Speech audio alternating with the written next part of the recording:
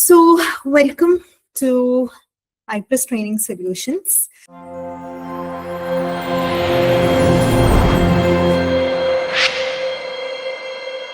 So, ഇന്ന് നമ്മൾ 2026 December net എക്സാമിന് തയ്യാറെടുക്കാൻ വേണ്ടിയിട്ടാണ് നിങ്ങൾ എല്ലാവരും ഇവിടെ വന്നിട്ടുള്ളത് അല്ലെ. സോ നമുക്ക് ഇനി എത്ര മന്ത്സ് ഉണ്ട്? ഡിസംബർ എക്സാം ആണ്. സോ ജൂലൈ പകുതിയായി. നമുക്ക് ഏകദേശം ഒരു 4.5-5 മന്ത്സ് ആണ് എക്സാമിനുള്ളത്. ഓക്കെ, സോ ഈ ഒരു ടൈമിനെ കൊണ്ട് നമ്മൾ എന്ത് ചെയ്യണം? നമ്മുടെ പഠനം കംപ്ലീറ്റ് ചെയ്ത് നമ്മുടെ ഒരു ഗോളായ UGC നെറ്റ് JRF എന്നതിലേക്ക് നമ്മൾ എത്തിച്ചേരണം. ഓക്കെ, സോ അതിനു വേണ്ടിയിട്ടാണ് നമ്മൾ എല്ലാവരും ഇവിടെ കൂടിയിരിക്കുന്നത്, റൈറ്റ് അല്ലേ? എല്ലാവർക്കും ഒരു ഗോളും ഉള്ളൂ, നെറ്റും JRFും ക്രാക്ക് ചെയ്തെടുക്കണം എന്നുള്ളത്, right? So before getting into the class today, ഇന്ന് നമ്മൾ ഈ ഒരു 2026 ഡിസംബർ ക്ലാസിന്റെ ഫസ്റ്റ് ക്ലാസ് ആണ്. എക്കണോമിക്സ് ക്ലാസിന്റെ ഒരു ഫസ്റ്റ് സെഷൻ ആണ്. അതിലേക്ക് കടക്കുന്നതിന് മുന്നേ നമുക്ക് ഓറിയന്റേഷൻ ക്ലാസ് വരുന്ന സൺഡേ ഉണ്ട്. സോ എക്സാമിനെ പറ്റി കൂടുതൽ ഡീറ്റെയിൽസ് ഒക്കെ നിങ്ങൾക്ക് ആ സമയം കിട്ടും. ഓക്കെ, ഓറിയന്റേഷൻ ക്ലാസ്സിൽ ഡീറ്റെയിൽ ആയിട്ട് എക്സാമിനെ പറ്റിയിട്ടൊക്കെ പറയുന്നതായിരിക്കും. ബട്ട് പോർഷൻസിലേക്ക് കടക്കുന്നതിന് മുന്നേ ഞാൻ കുറച്ച് ബ്രീഫ് കാര്യങ്ങൾ പറഞ്ഞുതരാം. അതിനു മുന്നേ ഒരു കാര്യം ചോദിച്ചോട്ടെ. ഇവിടെ നെറ്റ് എക്സാം ഫസ്റ്റ് ടൈം എഴുതുന്നവരാരൊക്കെയാണ്? ഫസ്റ്റ് ടൈം അപ്പിയർ ചെയ്യാൻ പോകുന്ന ആളുകൾ ജസ്റ്റ് 1 എന്ന് കമന്റ് ബോക്സിൽ ഇടാം. ഇനിയല്ല ഒന്നിൽ കൂടുതൽ തവണ എഴുതിയിട്ടുണ്ട് എന്നുള്ളവര് 2 എന്നിടാം.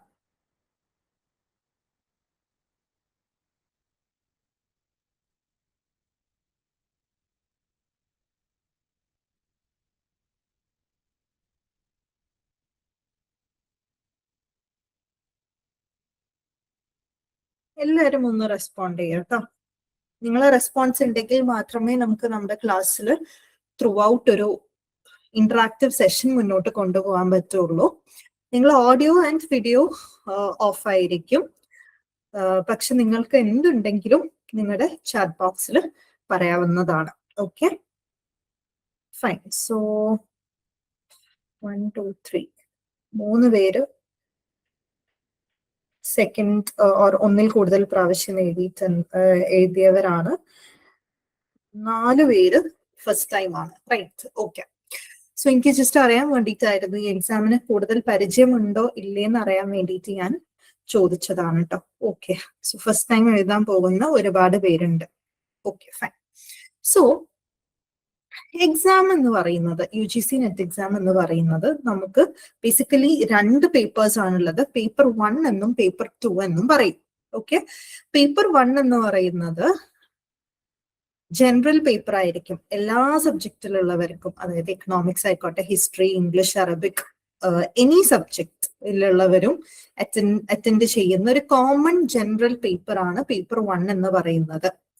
ഓക്കെ, വിൽ ഹാവ് ബേസിക്കലി നമുക്ക് പേപ്പർ 1 പ്ലസ് പേപ്പർ 2 ആണുള്ളത്. അതിൽ പേപ്പർ 1 എല്ലാവരും അറ്റൻഡ് ചെയ്യുന്നതാണ്. പേപ്പർ 1-ൽ നിന്ന് 50 ക്വസ്റ്റ്യൻസ് ഉണ്ടാവും.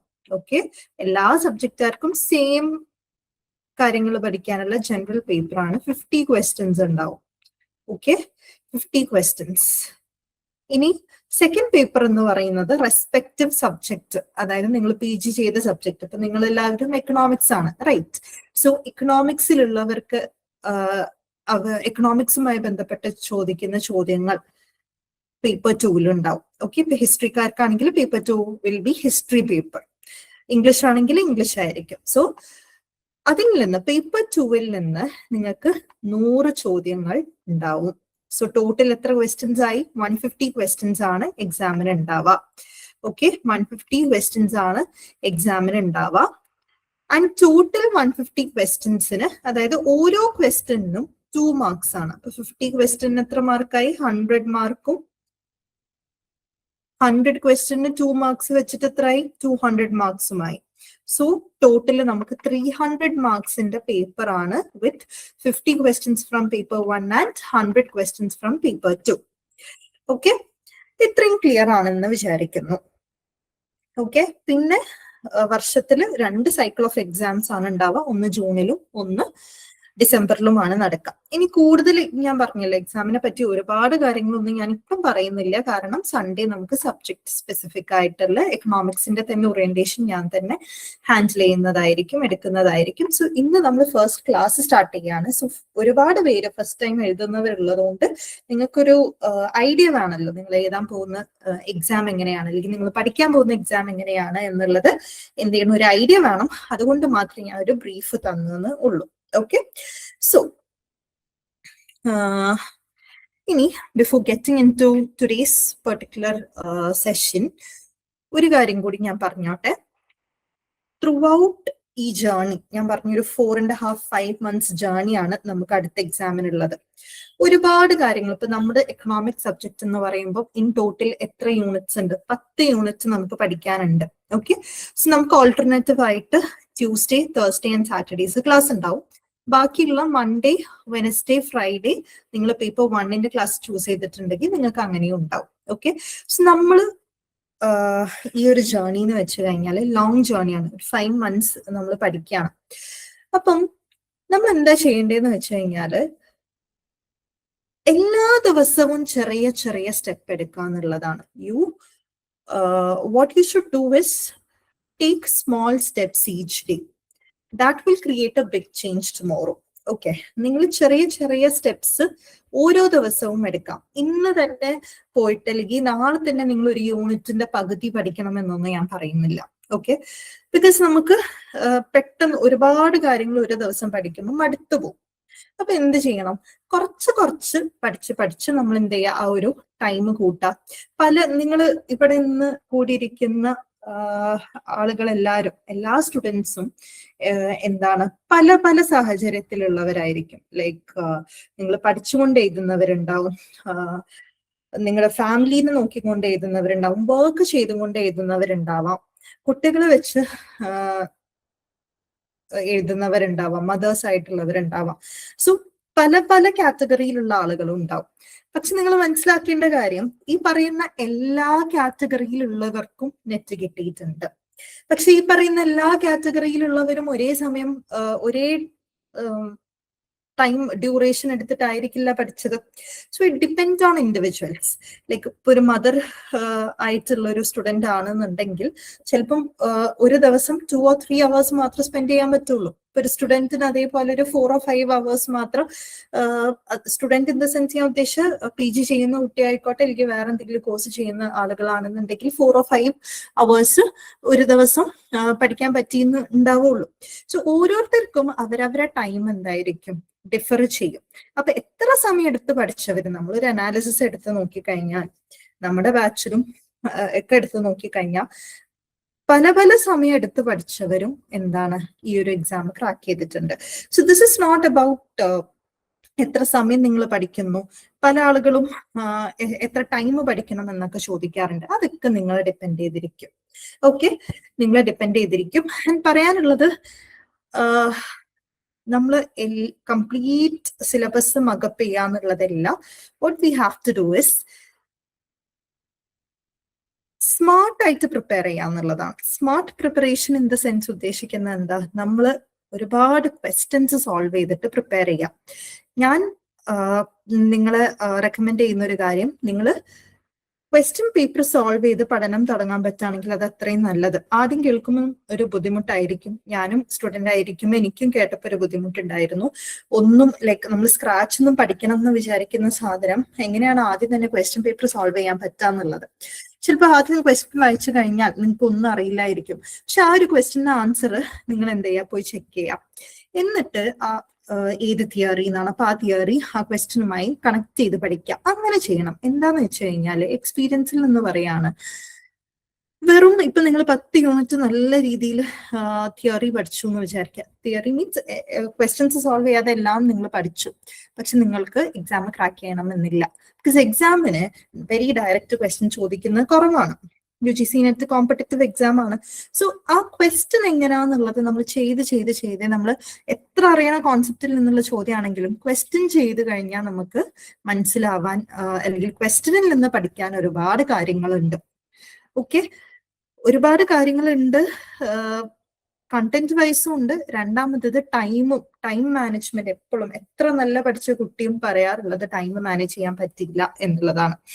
അതിന് വേറൊരു കാര്യം എന്ന് വെച്ചാൽ start solving today it self. ഇന്ന് അല്ലെങ്കിൽ നാളെ തൊട്ട് നിങ്ങൾ എന്ത് ചെയ്യാം, ഇന്ന് തൊട്ട് നിങ്ങൾ ക്വസ്റ്റ്യൻ 1-2 ക്വസ്റ്റ്യൻ ഡെയിലി, നിങ്ങൾ എന്ത് പഠിക്കുകയാണെങ്കിലും പേപ്പർ 1 ആയിക്കോട്ടെ പേപ്പർ 2 ആയിക്കോട്ടെ, ഡെയിലി 1-2 പുതിയ ക്വസ്റ്റ്യൻ, അല്ലെങ്കിൽ ചെയ്ത ക്വസ്റ്റ്യനാണെങ്കിലും ഓക്കെ, നിങ്ങളത് ചെയ്യാന്നുള്ളത് നിർബന്ധമാക്കാം. ഓക്കെ, എന്നാൽ കുറച്ചും കൂടി നിങ്ങൾക്ക് ഈ ഒരു ജേർണി ഈസി ആയിരിക്കും. ക്വസ്റ്റ്യൻസിലൂടെ പഠിക്കാൻ വളരെ എളുപ്പമാണ്. ഓക്കെ, ബിക്കോസ് ആ ഒരു പാറ്റേൺ ഫോളോ ചെയ്യാറുണ്ട്. NTA പാറ്റേൺ മാറ്റാറുണ്ട്, പക്ഷെ ഒരുപാട് നമ്മൾ ഡിസ്കസ് ചെയ്ത് അല്ലെങ്കിൽ ചോദിച്ച ചോദ്യങ്ങൾ ഒക്കെ ചോദിക്കാറുണ്ട്. ഇപ്പൊ ഒരുപാട് നമുക്ക് ക്വസ്റ്റ്യൻ പേപ്പർ നിങ്ങൾ നോക്കിക്കഴിഞ്ഞാൽ കാണാം, സ്റ്റേറ്റ്മെന്റ് ക്വസ്റ്റ്യൻസ് ഉണ്ടാവാറുണ്ട്, അസേർഷൻ റീസണിങ് ക്വസ്റ്റ്യൻസ് ഉണ്ടാവാറുണ്ട്. ഡയറക്റ്റ് ഒരു ക്വസ്റ്റ്യൻ ചോദിച്ച് 4 ഓപ്ഷൻ തരുന്ന രീതി വളരെ കുറവാണ്. കൂടുതലും 5 സ്റ്റേറ്റ്മെന്റ്സ് തന്നിട്ട് അതിൽ നിന്ന് ഓപ്ഷൻ ആയിട്ട് ചോദിക്കും, A and B ആണോ, ACD ആണോ, ABE ആണോ, അങ്ങനെയാണ് അധികം ചോദിക്കാറ്. അപ്പം അതൊക്കെ നമുക്ക് വായിച്ച് ടൈം എടുക്കും. പിന്നെ കോംപ്രിഹെൻഷൻ ക്വസ്റ്റ്യൻ 2 ഉണ്ടാവും. ഓക്കെ, കോംപ്രിഹെൻഷൻ ക്വസ്റ്റ്യൻ 2 പേപ്പർ 2 ഉണ്ടാവും. അപ്പൊ എത്ര മാർക്കായി? അതായത് ഒരു കോംപ്രിഹെൻഷൻ നിന്നിട്ട് 5 ക്വസ്റ്റ്യൻ ഉണ്ടാവും, രണ്ടാമത്തെ കോംപ്രിഹെൻഷനും 5 ക്വസ്റ്റ്യൻ. അപ്പോൾ അങ്ങനെ തന്നെ നമുക്ക് 20 മാർക്സിനായി. അപ്പൊ അതൊക്കെ ടൈം എടുക്കും. അപ്പൊ ആ ടൈം കോംപ്രിഹെൻഷൻ ഒക്കെ പ്രത്യേകം നിങ്ങൾ എന്ത് ചെയ്യുക, പ്രാക്ടീസ് ചെയ്യുക, ടൈം വെച്ച് പ്രാക്ടീസ് ചെയ്യുക. കൂടുതൽ ഞാൻ കിടക്കുന്നില്ല, ഞാൻ പറഞ്ഞല്ലോ ഓറിയന്റേഷനിൽ പറയാം. The thing I have to tell is start preparing today itself. Daily കുറച്ചെങ്കിലും ഒരു ചെറിയ ടോപ്പിക്, ഒരു 2 ക്വസ്റ്റ്യൻ അങ്ങനെ. ഇപ്പൊ ഇന്ന് നമുക്ക് ഇപ്പം 2-3 ദിവസം നമ്മൾ പഠിച്ചു, 4ാമത്തെ ദിവസം നമുക്കൊരു ബുദ്ധിമുട്ടുണ്ട്, അല്ലെങ്കിൽ തിരക്കുണ്ട്, നമുക്ക് പഠനം തീരെ പഠിക്കാൻ വേണ്ടി പറ്റുന്നില്ല, ഒരു 2 ക്വസ്റ്റ്യനെങ്കിലും നിങ്ങൾ കിടക്കുന്നതിന് മുന്നേ ചെയ്യാൻ പറ്റുമെന്ന് ഉറപ്പ് വരുത്താം. Okay, so that will actually create a big change in your learning pattern. Okay, so അതാണ് ഡിയേഴ്സ് എനിക്ക് പറയാനുള്ളത്. So stay focused, keep learning and definitely you will reach your goal finally. അതായത് ഡിസംബർ നമുക്ക് എല്ലാവർക്കും എന്ത് ചെയ്യും, നെറ്റും JRF കിട്ടുന്നതായിരിക്കും. ഓക്കെ, സോ ഇനി നമുക്ക് ഇന്നത്തെ സെഷനിലേക്ക് കിടക്കാം. നമ്മുടെ ക്ലാസ്സിൽ ഞാൻ പറഞ്ഞു 10 യൂണിറ്റ് ആണ് നമുക്ക് ഡിസ്കസ് ചെയ്യാനുള്ളത്. അതില് നമ്മൾ 1 to 10 ഓർഡറിലല്ലായിരിക്കും പോവാം. ഓക്കെ, സ്റ്റാർട്ടിങ്ങിൽ നമ്മൾ ഈസി യൂണിറ്റ്സ് ഒക്കെ പഠിക്കും. ഓക്കെ, ഈസി യൂണിറ്റ് പഠിക്കാനുള്ള കാരണം എന്ന് വെച്ചാൽ നമുക്ക് പുതിയതായിട്ട് എഴുതുന്നവർക്ക് ഒരു മടുപ്പ് തോന്നാതിരിക്കാൻ, നമുക്ക് പെട്ടെന്ന് ഇൻട്രസ്റ്റിംഗ് ആയിട്ട് പോവാൻ വേണ്ടിയിട്ട് എന്താണ് പെട്ടെന്ന് പഠിക്കാൻ പറ്റുന്നതൊക്കെ നമ്മൾ ആദ്യം നോക്കും. ഓക്കെ, ആൻഡ് നമ്മൾ നമ്പർ ഓഫ് ക്വസ്റ്റ്യൻസ് ഡിസ്കസ് ചെയ്യുന്നതായിരിക്കും. എല്ലാ സെഷനിലും നമ്മൾ അന്നന്ന് എടുക്കുന്ന ടോപ്പിക്സുമായി ബന്ധപ്പെട്ട് മുൻ എക്സാമുകളിൽ വന്ന എല്ലാ ക്വസ്റ്റ്യനും PYQs മാത്രമായിരിക്കും കേട്ടോ ഡിസ്കസ് ചെയ്യുക. പ്രീവിയസ് ഇയറിൽ വന്ന നമ്പർ ഓഫ് ക്വസ്റ്റ്യൻസ് നമ്മൾ ഡിസ്കസ് ചെയ്യുന്നതായിരിക്കും. സോ ആദ്യം തന്നെ എനിക്ക് പറയാനുള്ളത്, നിങ്ങൾ എല്ലാവരും ഒരു നോട്ട് ബുക്ക് കീപ്പ് ചെയ്യാന്നുള്ളത് നിർബന്ധമായിട്ടുള്ള ഒരു കാര്യമാണ്.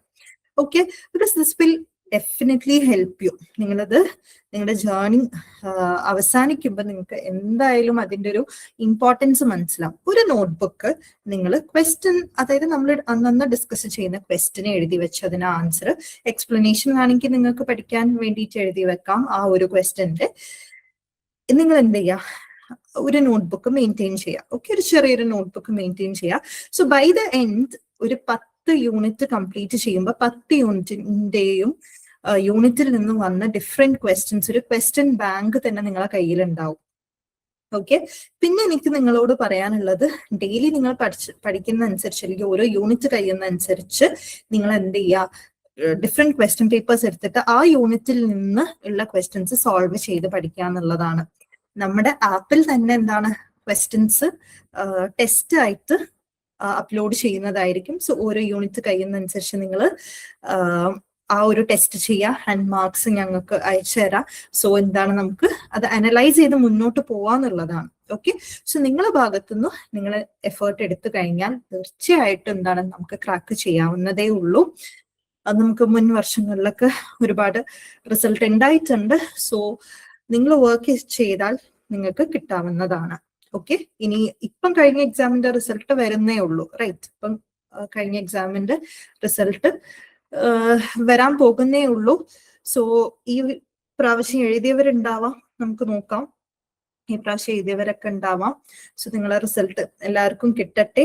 അല്ലാത്തവര് എന്ത് ചെയ്യാ, നിങ്ങളുടെ പഠനം ഒന്നുകൂടിയും റീസ്റ്റാർട്ട് ചെയ്യുക എന്നുള്ളതാണ് നമുക്ക് ചെയ്യാൻ പറ്റുന്ന ഒരു കാര്യം. ഓക്കെ, സോ ആദ്യം തന്നെ ഞാൻ പറഞ്ഞ പോലെ ഒരു നോട്ട്ബുക്ക് ക്വസ്റ്റ്യന് മാത്രം മാറ്റിവെക്കാം. വേറെ നിങ്ങൾക്ക് ഇപ്പം നോട്ട്സ് എഴുതിയെടുക്കണം അല്ലെങ്കിൽ ലെക്ചർ നോട്ട് എഴുതിയെടുക്കണം എന്നുണ്ടെങ്കിൽ വേറൊരു നോട്ട് വെക്കാം. ഇത് ക്വസ്റ്റ്യൻ ബാങ്ക് പോലെ നിങ്ങൾക്ക് കീപ്പ് ചെയ്യാൻ പറ്റുന്ന, it will be very useful for your studies. Okay, ഇനി അടുത്തൊരു കാര്യം കൂടിയും പറയാനുള്ളത്, അതായത് നമ്മൾ അടുത്ത ക്ലാസ്സിന് ഞാൻ പറഞ്ഞു വീക്ക്ലി 3 ക്ലാസ്സസ് ആണ്. അപ്പൊ അടുത്ത ക്ലാസ്സിൽ നമ്മൾ എടുക്കാൻ പോകുന്ന പോർഷൻ ഏതാ എന്നുള്ളത് നിങ്ങൾക്ക് ആദ്യമേ നിങ്ങളോട് തലേന്ന് പറയുന്നതാണ്. സോ നിങ്ങൾ എന്ത് ചെയ്യുക, അതിന്റെ ഒരു റെക്കോർഡഡ് സെഷൻ നിങ്ങളുടെ ആപ്പിൽ ഉണ്ടാവും, അത് കണ്ടുവരാന്നുള്ളതാണ്. ഓക്കെ, നമ്മൾ പറയുന്ന ടോപ്പിക്കിന്റെ റെക്കോർഡഡ് സെഷൻസ് നിങ്ങൾ കണ്ടു വന്നു കഴിഞ്ഞാൽ നിങ്ങൾക്ക് ലൈവ് കുറച്ചുകൂടി ഈസി ആയിട്ട് മനസ്സിലാക്കാനായിട്ട് പറ്റും. കാരണം ഒരു കാര്യം മനസ്സിലാക്കണം, നമ്മുടെ റെക്കോർഡഡ് ക്ലാസ് എന്ന് പറയുമ്പോൾ ഓരോ ടോപ്പിക്കിന്റെ വളരെ ഡീറ്റെയിൽഡ് ആയിട്ട്, ഇപ്പൊ ഒരു ടോപ്പിക്ക് 1-1.5 മണിക്കൂറോ അല്ലെങ്കിൽ 45 മിനിറ്റ്സിന്റെ ഒക്കെ ഒരു ക്ലാസ് ആയിരിക്കും, ലെക്ചർ ആയിരിക്കും. പക്ഷെ അതേസമയം ലൈവ് എന്ന് പറയുമ്പോൾ it is not about covering each and every minute topic നമ്മൾ ലൈവിൽ കവർ ചെയ്യില്ല. ലൈവിൽ നേരെ മറിച്ച് നമ്മൾ കവർ ചെയ്യാൻ പോകുന്നത് ഓരോ എക്സാമിന്, ഇപ്പൊ യൂണിറ്റ് 9 പൊതുവെ എക്സാമുകളിൽ നമ്മൾ ഫോക്കസ് കൊടുക്കേണ്ട ഏരിയാസ് എന്തൊക്കെയാണ്, ഒരുവിധം എല്ലാം കവർ ചെയ്യും. ഞാൻ പറയുന്നത് നമ്മൾ സിലബസ് എടുത്തു നോക്കിയാൽ ഓരോ മൈന്യൂട്ട് ടോപ്പിക് ഉണ്ടാവും, എക്സാമിന് വരാത്തതും ഉണ്ടാവും വരുന്നതും ഉണ്ടാവും. അതൊന്നും നമ്മൾ ലൈവില് കവർ ചെയ്യില്ല. ബിക്കോസ് ലൈവ് എന്ന് പറയുന്നത് നമുക്ക് സബ്ജക്ട് ലൈവ് വീക്ക്ലി 3 ഡേയ്സ് മാത്രമാണ് ഉള്ളത്. സോ അതിനനുസരിച്ച് എക്സാമിന് ഫോക്കസ് കൊടുക്കേണ്ട കാര്യങ്ങൾ മാത്രമായിരിക്കും നമ്മളിവിടെ ഡിസ്കസ് ചെയ്യാം. ഓക്കെ, സോ ഐ ഹോപ്പ് ഇത്രയും കാര്യങ്ങൾ നിങ്ങൾക്ക് ക്ലിയർ ആയിട്ടുണ്ട് എന്നുള്ളത് വിചാരിക്കുന്നു. ഒന്ന് എന്തെങ്കിലും നിങ്ങൾക്ക് ക്ലാസ് തുടങ്ങുന്ന മുന്നേ, ഇപ്പൊ യൂണിറ്റ് 9 നമുക്ക് സ്റ്റാർട്ട് ചെയ്യാം ഇന്ന്, അതിനു മുന്നേ എക്സാമുമായി ബന്ധപ്പെട്ട് ഞാൻ പറഞ്ഞ ഓറിയന്റേഷൻ വേറെ ഉണ്ടാവും, അല്ലാതെ ഇപ്പൊ ഇന്ന് പറഞ്ഞ കാര്യങ്ങളുമായി ബന്ധപ്പെട്ട് എന്തെങ്കിലും ചോദിക്കാനുണ്ടെങ്കിൽ നിങ്ങൾക്ക് ഇപ്പം ചോദിക്കാം. പിന്നെ ഒരു കാര്യം പറഞ്ഞോട്ടെ, എൻ്റെ പേര് നൗഷി, എനിക്ക് പരിചയപ്പെടുത്താൻ മറന്നുപോയി. എൻ്റെ പേര് നൗഷി, ഞാൻ നിങ്ങളുടെ എക്കണോമിക്സ് ഫാക്കൽറ്റി ആയിരിക്കും. ഞാനൊരു 7 യൂണിറ്റ്സ് ഞാനായിരിക്കും ഡീൽ ചെയ്യുന്നത്. വേറെ 2 യൂണിറ്റ് ആതിര മിസ് പറയുന്ന ഒരു ടീച്ചർ ഹാൻഡിൽ ചെയ്യുന്നതായിരിക്കും. That is mathematical economics and statistics and econometrics Athira miss deal ചെയ്യുന്നതായിരിക്കും. പിന്നെ വേറൊരു യൂണിറ്റ് വേറൊരു ടീച്ചറും കൂടി എടുക്കുന്നതായിരിക്കും. ഓക്കെ, സോ നമുക്ക് 3 ഫാക്കൽറ്റീസ്, ഞാനും ആതിര മിസ്സും നൂർബിന മിസ്സും ആയിരിക്കും നിങ്ങൾക്ക് എക്കണോമിക്സ് ഡീൽ ചെയ്യുന്നത്. സോ എന്തെങ്കിലും ചോദിക്കാനുണ്ടോടാ? എന്തെങ്കിലും മനസ്സിലാവാനുണ്ടോ? എന്തെങ്കിലും ഉണ്ടോ? എല്ലാം ഓക്കെ ആണെങ്കിൽ ഒരു തംസപ്പ് ഇടാം. എന്തെങ്കിലും നിങ്ങൾക്ക് ചോദിക്കാനുണ്ടെങ്കിൽ ചോദിക്കാം. ക്ലിയർ ആണ്.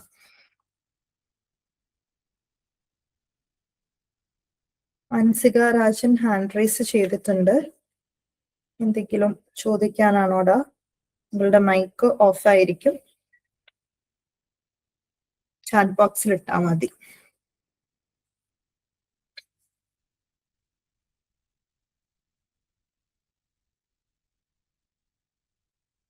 No, okay fine. സോ നമുക്ക് ക്ലാസ് സ്റ്റാർട്ട് ചെയ്യാം. ഓക്കെ, നമ്മുടെ ഫസ്റ്റ് ക്ലാസ് എന്ന് പറയുന്നത് ഞാൻ പറഞ്ഞ ഓർഡറിലല്ല നമ്മൾ പോകുന്നത്. സോ യൂണിറ്റ് 9 വെച്ച് നമുക്ക് സ്റ്റാർട്ട് ചെയ്യാം. എൻവയൺമെന്റൽ എക്കണോമിക്സ് ആൻഡ് ഡെമോഗ്രഫി എന്ന് പറയുന്ന ഒരു യൂണിറ്റ് ആണ് നമ്മൾ ആദ്യമായി ഡിസ്കസ് ചെയ്യാൻ പോകുന്നത്. സിമ്പിൾ കാര്യങ്ങളാണ്, ഇതിൽ നിന്നും വളരെയധികം ടഫായിട്ടൊന്നും ചോദിക്കാറില്ല. പൊതുവെ സിമ്പിൾ കാര്യങ്ങളാണ് ചോദിക്കാറ്. യെസ്, നമുക്ക് നമ്മുടെ യൂണിറ്റ് സ്റ്റാർട്ട് ചെയ്യാം. അതിന് മുന്നേ ഇപ്പൊ കഴിഞ്ഞ എക്സാമിനെ കുറിച്ച് പറയുകയാണെങ്കിൽ ഇപ്പൊ 2 എക്സാംസ്, അതായത് ഇപ്പം ഒരു ജൂൺ സൈക്കിൾ കഴിഞ്ഞു, അതിന് മുന്നേ ഉള്ള കഴിഞ്ഞ ഡിസംബർ സൈക്കിളും വെച്ച് നോക്കുമ്പോൾ 2 എക്സാംസ് ഉണ്ടായിരുന്നു. ഈസി ടു മോഡറേറ്റ് ലെവലിലുള്ള എക്സാംസ് ആയിരുന്നു. Okay, easy to moderate level exams ആയിരുന്നു. സോ അതെന്ന് വെച്ചിട്ട് അടുത്ത എക്സാം ഈസി ആവണമെന്ന് പറയുന്നില്ല, ഏത് ടൈപ്പ് ഓഫ് എക്സാം ആണെങ്കിലും നമ്മൾ ക്രാക്ക് ചെയ്യുന്ന രീതിയിലുള്ള പ്രിപ്പറേഷൻ ആയിരിക്കണം നമ്മൾ ചെയ്യേണ്ടത്. ഓക്കെ, സോ പല very hard level of exams ഒക്കെ ഉണ്ടായിട്ടുണ്ട് നമുക്ക് എക്കണോമിക്സിൽ. പക്ഷെ ഇപ്പൊ 2 സൈക്കിളായിട്ട് ഈസി ടു മോഡറേറ്റ് ലെവലിലാണ് നടക്കുന്നത്. സോ നമുക്ക് പ്രിപ്പറേഷൻ സ്റ്റാർട്ട് ചെയ്യാം. എൻവയൺമെന്റൽ ഇക്കണോമിക്സ് ആൻഡ് ഡെമോഗ്രഫി എന്ന് പറയുന്ന യൂണിറ്റിൽ നമുക്ക് ഡിസ്കസ് ചെയ്യാനുള്ള കുറച്ച് കാര്യങ്ങൾ. ഓക്കെ, അതിൽ ആദ്യം നമ്മൾ environment as a public good എന്താണ് എന്ന് നമ്മൾ പഠിക്കണം. Okay, environment as a public good എന്താണെന്ന് നമ്മൾ മനസ്സിലാക്കി വെക്കണം. പിന്നെ നമുക്ക് ഡിസ്കസ് ചെയ്യാനുള്ള ഒരു കുറച്ച് ടോപ്പിക്സ് എന്ന് പറയുന്നത്, ഒന്ന് കോസ്റ്റ് തിയറം. കോസ്റ്റ് തിയറം ഒരു തിയറി പഠിക്കാനുണ്ട്, എക്സ്റ്റേണാലിറ്റി മായി ബന്ധപ്പെട്ടൊരു തിയറിയാണ്. പിന്നെ നമുക്ക് കോസ്റ്റ് ബെനിഫിറ്റ് അനാലിസിസ് ഉണ്ട്, വാല്യുവേഷൻ ഓഫ് ഗുഡ്സ്, എൻവയൺമെന്റൽ ഗുഡ്സ് വാല്യൂ ചെയ്യുന്നതിന്റെ ഇവാലുവേഷൻ മെത്തേഡ്സ് നമുക്ക് പഠിക്കാനുണ്ട്. പിന്നെ പോപ്പുലേഷനുമായി ബന്ധപ്പെട്ട കുറച്ച് തിയറീസ് പഠിക്കാനും പിന്നെ കുറച്ച് ടേംസ് ആണ്, ഫെർട്ടിലിറ്റി, മോർബിഡിറ്റി, മോർട്ടാലിറ്റി ഒക്കെയുമായി ബന്ധപ്പെട്ട് കുറച്ച് ടേംസും കൂടി നമുക്ക് പഠിക്കാനായിട്ടുണ്ട്. സോ ഇത്രയുമായിരിക്കും നമ്മൾ ഈ ഒരു യൂണിറ്റ്സിൽ കവർ ചെയ്യുക. So let start today's. First will learn environment as a public good. Okay, environment as a public good എന്താണ് എന്നുള്ളത് നമുക്കൊന്ന് അനലൈസ് ചെയ്യാം. സോ നമുക്ക് പബ്ലിക് ഇക്കണോമിക്സ് എന്ന് പറയുന്ന 6ാമത്തെ യൂണിറ്റ് നമുക്ക് പഠിക്കാനുണ്ട്. ഓക്കെ, 6ാമത്തെ യൂണിറ്റ് പബ്ലിക് ഇക്കണോമിക്സ് എന്ന് പറഞ്ഞ് നമുക്ക് പഠിക്കാനുണ്ട്. സോ അതിൽ നമ്മൾ ടൈപ്പ് ഓഫ് ഗുഡ്സ് പഠിക്കും, അതുപോലെ തന്നെ പബ്ലിക് ഗുഡ്സിന്റെ ക്യാരക്ടറിസ്റ്റിക്സ് ഒക്കെ പഠിക്കും. ഓക്കെ, പക്ഷെ ഇവിടെ നമ്മൾ എൻവയൺമെന്റിന് ഒരു പബ്ലിക് ഗുഡ് ആയിട്ട് കാണുമ്പോൾ എന്തൊക്കെ ക്യാരക്ടറിസ്റ്റിക്സ് ആണ് പൊസസ് ചെയ്യുന്നത് എന്ന് നമ്മൾ നോക്കാം. So first of all let me ask you, environment as a public good എന്ന് പറയുമ്പോൾ എന്ത് എക്സാമ്പിൾസ് നിങ്ങൾക്ക് പറയാം? എൻവയൺമെന്റൽ ഗുഡ്സിന് എന്തൊക്കെ എക്സാമ്പിൾ നിങ്ങൾക്ക് പറയാൻ പറ്റും?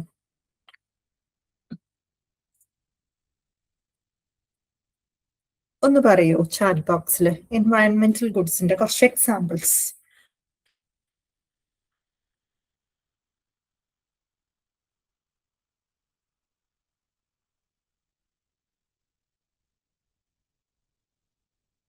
Water, okay.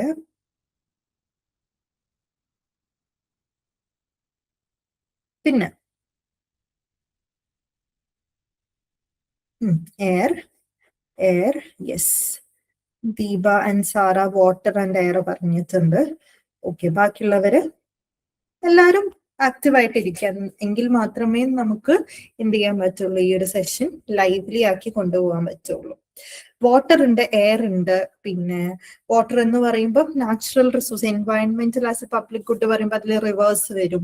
പിന്നെ നമുക്ക് ഫ്രഷ് വാട്ടർ വരും, റിവേഴ്സ് വരും.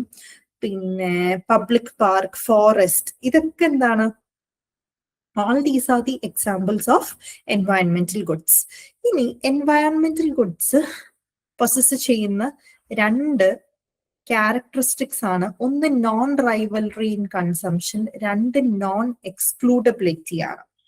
Non rivalry in consumption and second one is non excludability. നേരത്തെ പറഞ്ഞ പോലെ തന്നെ എൻവയൺമെന്റ് ഗുഡ്സ് എന്ന് പറയുമ്പോൾ air, climate, biodiversity, ozone protection, forest എല്ലാം വരും. ഓക്കെ, സോ ഈ 2 ക്യാരക്ടറിസ്റ്റിക്സ് എങ്ങനെയാണ് ആപ്ലിക്കബിൾ ആവുക എന്നുള്ളത് ഞാൻ പറഞ്ഞുതരാം. So first one is non rivalry. Non rivalry എന്ന് പറഞ്ഞാൽ എന്താണ്? അതായത് ഒരാള് ഒരു സാധനം, ഒരു എൻവയൺമെന്റൽ ഗുഡ് പൊസസ് ചെയ്യുന്നു, ആ ആളത് ഉപയോഗിക്കുന്നു എന്ന് വെച്ചിട്ട് രണ്ടാമത്തെ ഒരാൾക്ക് എന്താണ് അത് ഉപയോഗിക്കാൻ പറ്റാതെ ആവുന്നില്ല. That is, one person's enjoyment of environmental good or quality does not reduce the amount available to the others. അതായത് ഇപ്പം ക്ലീൻ എയറിന്റെ കാര്യം എടുക്കാം. ക്ലീൻ എയറിന്റെ കാര്യം എടുത്തു കഴിഞ്ഞാൽ ഒരാള് ക്ലീൻ എയർ ബ്രീത്ത് ചെയ്യുന്നു എന്ന് വെച്ചത് കൊണ്ട്, ഞാൻ ബ്രീത്ത് ചെയ്യുന്നു അതുകൊണ്ട് നിങ്ങൾക്കത് ബ്രീത്ത് ചെയ്യാൻ പറ്റുന്നില്ല, തീർന്നു പോകുന്നു എന്നുണ്ടെങ്കിൽ അതിന് പറയാ റൈവൽറി ആണ്. തീർന്നു പോകുന്നില്ല, ഞാൻ ക്ലീൻ എയർ ബ്രീത്ത് ചെയ്യുന്നുണ്ട് എന്ന് വെച്ചിട്ട് നിങ്ങൾക്ക് ക്ലീൻ എയർ ബ്രീത്ത് ചെയ്യാൻ പറ്റാതെ ആവുന്നില്ല. Okay, that is it does not get reduced. അതിനാണ് നോൺ റൈവൽറി എന്ന് പറയാം. റെഡ്യൂസ് ആവുന്നുണ്ടെങ്കിൽ അതിന് റൈവൽറിയും, ആവുന്നില്ല എന്നുണ്ടെങ്കിൽ അതിന് നോൺ റൈവൽറിയും എന്ന് പറയും. വോയിസ് കട്ടാവുന്നുണ്ടോടാ? എല്ലാവർക്കും പ്രശ്നമുണ്ടോ? ആതിര പറയുന്നു വോയിസ് കട്ടാകുന്നു. എല്ലാവർക്കും ഉണ്ടോടാ? ഒന്ന് പറയണേ, എനിക്ക് എന്റെ ഇഷ്യൂ ആണോ എന്നൊന്ന് നോക്കാൻ വേണ്ടിട്ട്. ഓക്കെ ആണ്. യെസ്, കട്ടാവുന്നു. രണ്ടുപേർക്ക് ഓക്കെ ആണ്, രണ്ടുപേർക്ക് കട്ടാവുന്നു. കട്ടാവുന്ന നിങ്ങളൊന്ന് കോൾ കട്ട് ചെയ്ത് റീജോയിൻ ചെയ്ത് നോക്കോടാ. ഓക്കെ ആണ് ഒരു കുറെ പേർക്ക്. അപ്പം ആതിര ആൻഡ് അൻസിക ഒന്ന് കട്ട് ചെയ്ത് റീജോയിൻ ചെയ്ത് നോക്കൂട്ടോ, ചിലപ്പോൾ റെഡിയാവും.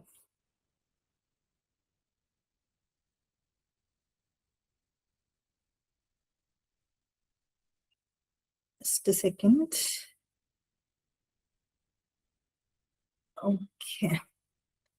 Okay, fine.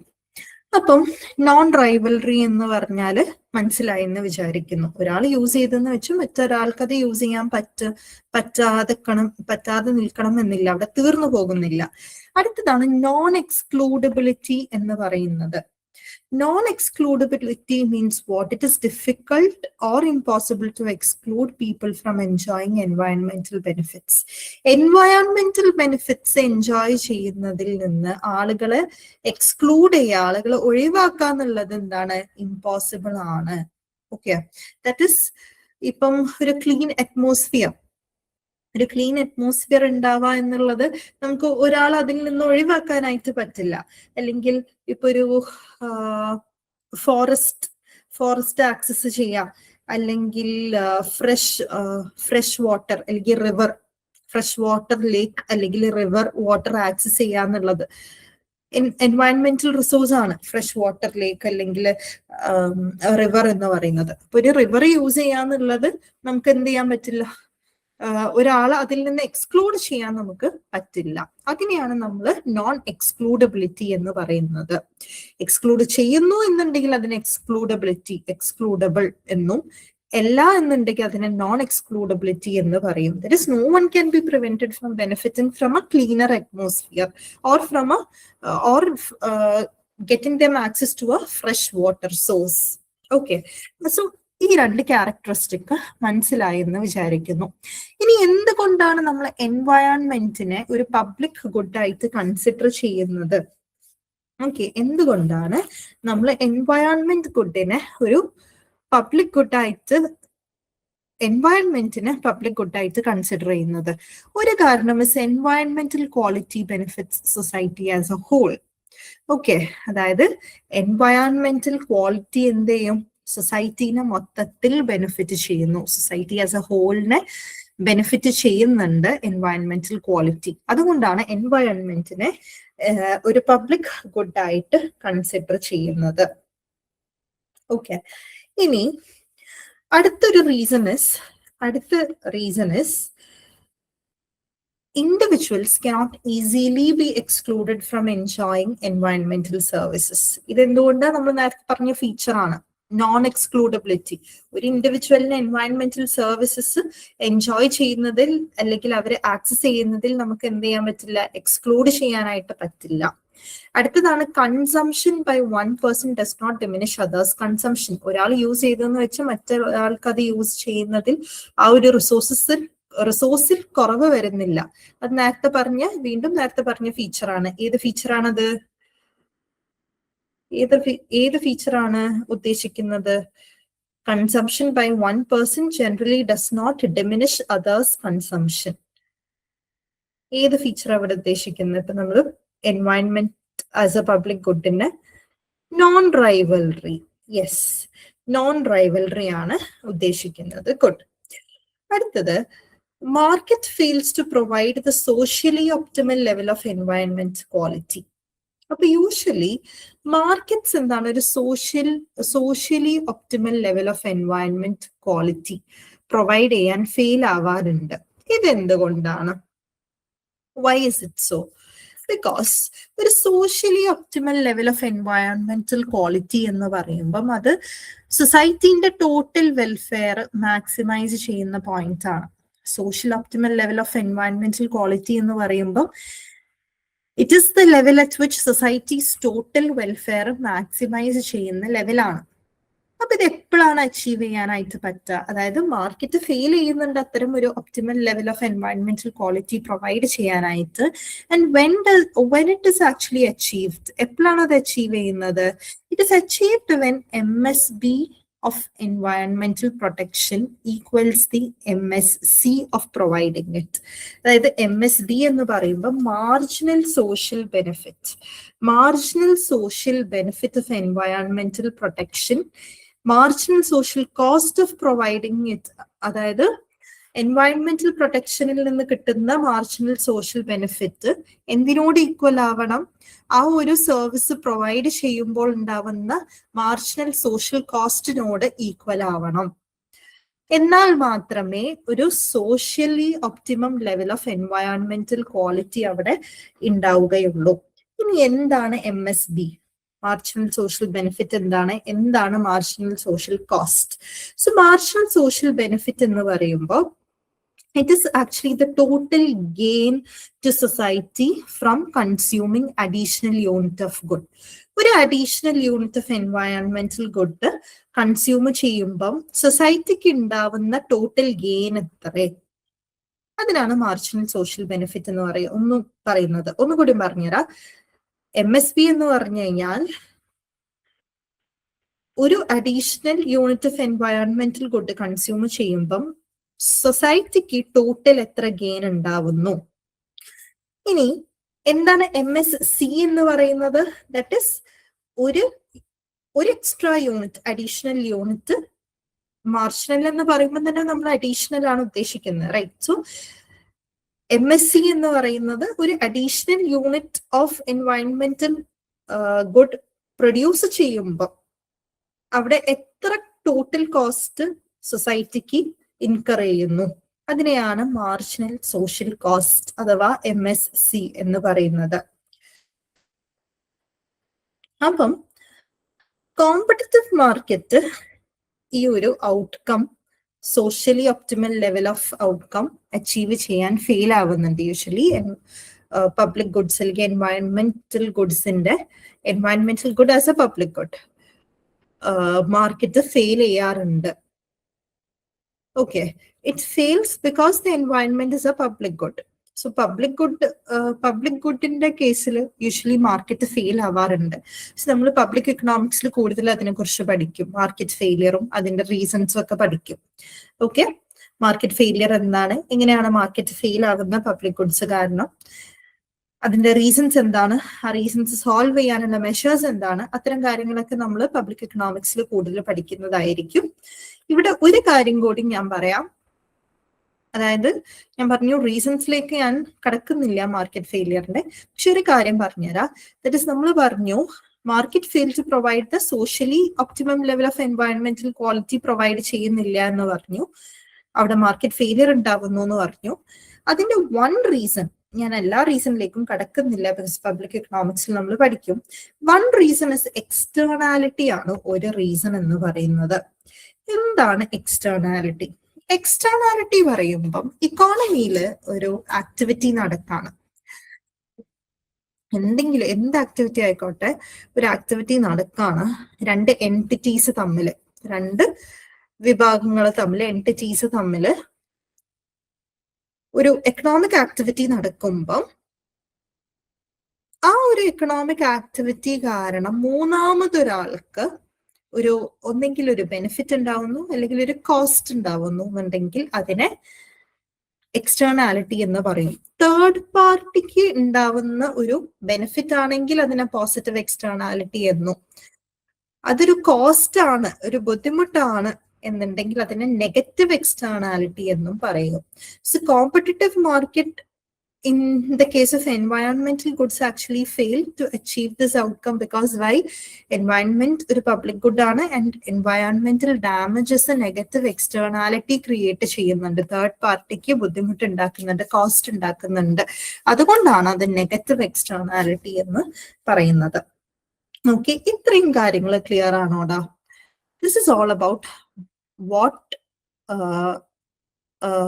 what is or why is environment called as a public good. ഇത്രയും ക്ലിയർ ആണോടാ? എന്തെങ്കിലും ഡൗട്ട് ഉണ്ടെങ്കിൽ ചോദിക്കാം. ക്ലിയർ ആണെന്നുണ്ടെങ്കിൽ, ഓക്കെ ആണെന്നുണ്ടെങ്കിൽ യെസ് എന്ന് കമന്റ് ചെയ്യാം. അല്ല, ഡൗട്ട് ഉണ്ട് എന്നുണ്ടെങ്കിൽ നോ എന്ന് കമന്റ് ചെയ്യാം. I just wanted to know നിങ്ങൾക്ക് മനസ്സിലായോ?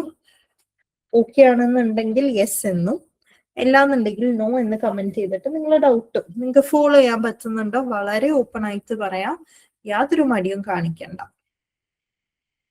എല്ലാവരും, ഒരുപാട് പേര് നമ്മുടെ ക്ലാസ്സിൽ നിന്നുണ്ട്. An മര്യാദി, ഭാരേവതി, Ansika, Neha, Sara, Navami, Shruti.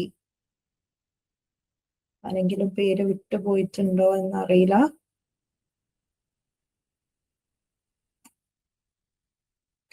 Non എക്സ്ക്ലൂഡബിലിറ്റി ഒന്നുകൂടെ പറയാമോ? യെസ്, പറയാടാ, പറഞ്ഞുതരാം. നോൺ എക്സ്ക്ലൂഡബിലിറ്റി ഒന്നുമില്ല. എക്സ്ക്ലൂഡബിലിറ്റി എന്ന് പറഞ്ഞാൽ എന്താ? നമ്മൾ പൊതുവെ എക്സ്ക്ലൂഡ് ചെയ്യാന്ന് പറഞ്ഞാൽ അർത്ഥം എന്താണ്? എക്സ്ക്ലൂഡ് ചെയ്യാന്ന് പറഞ്ഞാൽ അർത്ഥം എന്താണടാ? പൊതുവെ എൻവയൺമെന്റൽ എക്കണോമിക്സിലോ പബ്ലിക് ഗുഡിന്റെ കേസിലൊന്നല്ല, പൊതുവേ നമ്മൾ എക്സ്ക്ലൂഡ് ചെയ്യാന്ന് പറയുന്നതിന്റെ ആ ഒരു ഇംഗ്ലീഷ് ടേമിന്റെ മീനിങ് എന്താണ്? ആരെങ്കിലും എക്സ്ക്ലൂഡ് ചെയ്യാന്ന് പറഞ്ഞാൽ എന്താ? അവോയ്ഡ് ചെയ്യുക, റൈറ്റ്? ഒഴിവാക്കുക, അവോയ്ഡ് ചെയ്യുക എന്നുള്ളതാണ് എക്സ്ക്ലൂഡ് ചെയ്യുക. അപ്പൊ നോൺ എക്സ്ക്ലൂഡബിലിറ്റി എന്ന് പറഞ്ഞാൽ എന്തായിരിക്കും? അവോയ്ഡ് ചെയ്യുന്നില്ല, അതിന്റെ ഓപ്പോസിറ്റ്. എക്സ്ക്ലൂഡ് ചെയ്യാന്ന് പറഞ്ഞാൽ ഒരു കാര്യത്തെ നമ്മൾ അവോയ്ഡ് ചെയ്യുക അല്ലെങ്കിൽ ഒഴിവാക്കാം. നോൺ എക്സ്ക്ലൂഡബിലിറ്റി എന്ന് പറയുമ്പോൾ ഒഴിവാക്കുന്നില്ല, ഒഴിവാക്കാതെ. ഓക്കെ, അപ്പൊ എൻവയൺമെന്റ് ആസ് എ പബ്ലിക് ഗുഡിന്റെ രണ്ട് ക്യാരക്ടറിസ്റ്റിക് നമ്മൾ പറയാണ്. എൻവയൺമെന്റ് അല്ലാതെ വേറെ ഏത് പബ്ലിക് ഗുഡിന്റെയും ക്യാരക്ടറിസ്റ്റിക്സിൽ വരുന്നതാണ് നോൺ റൈവലറിയും നോൺ എക്സ്ക്ലൂഡബിലിറ്റിയും ഒക്കെ. ഓക്കെ, സോ നോൺ എക്സ്ക്ലൂഡബിലിറ്റി എന്ന് പറയുന്ന വേർഡ് മീനിങ് തന്നെ എന്താണ്? ഒഴിവാക്കുന്നില്ല. അപ്പം coming to the characteristic of environment as a public good, അതായത് ഒരു എൻവയൺമെന്റൽ ബെനിഫിറ്റ് ആസ്വദിക്കുന്നതിൽ, എൻജോയ് ചെയ്യുന്നതിൽ അല്ലെങ്കിൽ ആക്സസ് ചെയ്യുന്നതിൽ അവിടെ ഒരാളെ അവോയ്ഡ് ചെയ്യുക അല്ലെങ്കിൽ ഒരാളെ ഒഴിവാക്കുക എന്നുള്ളത് ഡിഫിക്കൽട്ട് ആണ്, അല്ലെങ്കിൽ ഒഴിവാക്കപ്പെടുന്നില്ല. അതായത് ഇപ്പം നമ്മളൊക്കെ താമസിക്കുന്ന ഏരിയയിൽ ഒരു റിവർ ഉണ്ടെന്ന് വിചാരിക്കാം. ദീപ, അൻസിക, ഞാന്, സാറ, സിന്ധു, സെലീന ഒക്കെ എന്താണ് നമ്മൾ താമസിക്കുന്ന ഒക്കെ ഏരിയയിൽ ഒരു റിവർ ഉണ്ട്. ആ റിവർ വാട്ടറിൽ ഞാൻ വെള്ളം എടുക്കുന്നുണ്ട്. അതേപോലെ ദീപക്ക് അവിടെ ആക്സസ് ചെയ്യാം, സാർക്ക് അവിടെ ആക്സസ് ചെയ്യാം, സെലീനക്ക് ആക്സസ് ചെയ്യാം. ആരെയും ആ ഒരു എൻവയൺമെന്റൽ ബെനിഫിറ്റ് യൂസ് ചെയ്യുന്നതിൽ, ആക്സസ് ചെയ്യുന്നതിൽ ഒഴിവാക്കാൻ നമുക്ക് പറ്റില്ല. ഓക്കെ, അതേപോലെ നമ്മളൊക്കെ എയർ ബ്രീത്ത് ചെയ്യുന്നുണ്ട്. അപ്പൊ നാളെ മുതൽ ദീപ അല്ലെങ്കിൽ സാറ ബ്രീത്ത് ചെയ്യണ്ട എന്ന് നമുക്ക് പറയാനായിട്ട് പറ്റുമോ? No, because why? It is a public good. Private ഗുഡിന്റെ കേസ് ആണെങ്കിൽ നമ്മൾ എന്ത് ചെയ്യണം? അതിന് പേയ്മെന്റ് ചെയ്തവർക്കേ അതിന് ആക്സസ് കിട്ടുള്ളൂ. പക്ഷെ എൻവയൺമെന്റൽ ഗുഡ്സ് എന്ന് പറയുമ്പോൾ it is difficult to or it is impossible to exclude one person from enjoying that benefit. മനസ്സിലായോ? അതിനാണ് നോൺ എക്സ്ക്ലൂഡബിലിറ്റി. ഒരാളെ അതിൽ നിന്ന് ഒഴിവാക്കാൻ പറ്റില്ല അത് യൂസ് ചെയ്യുന്നതിൽ. ഓക്കെ, വാട്ടർ ആക്സസ് ചെയ്യാൻ, water, clean water, fresh water സോഴ്സിൽ നിന്ന് വാട്ടർ എന്ത് ചെയ്യുക, ആക്സസ് ചെയ്യുക എന്നുള്ളത് നമുക്ക് ഒരാളെയും അവോയ്ഡ് ചെയ്യാൻ പറ്റില്ല. ക്ലീൻ എയർ ആക്സസ് ചെയ്യുന്നതിൽ ആരെയും നമുക്ക് അവോയ്ഡ് ചെയ്യാൻ പറ്റില്ല. അതിനെയാണ് നമ്മൾ നോൺ എക്സ്ക്ലൂഡബിലിറ്റി എന്ന് പറയുന്നത്. മനസ്സിലായോടാ? എല്ലാവർക്കും ക്ലിയർ ആണോ? ഇനി എന്തെങ്കിലും ഡൗട്ട് ഉണ്ടെങ്കിലും ചോദിക്കാം. നമ്മൾ ഇത്രയും പറഞ്ഞതിൽ ഇനി വേറെ എന്തെങ്കിലും അടുത്തൊരു ടോപ്പിക്കിലേക്ക് കടക്കുന്നതിന് മുന്നേ എന്ത് ഡൗട്ട് ഉണ്ടെങ്കിലും അത് തീർത്തിട്ട് മുന്നോട്ട് പോകുന്നതാണ് നല്ലത്. അതുകൊണ്ടാണ് ചോദിക്കുന്നത്.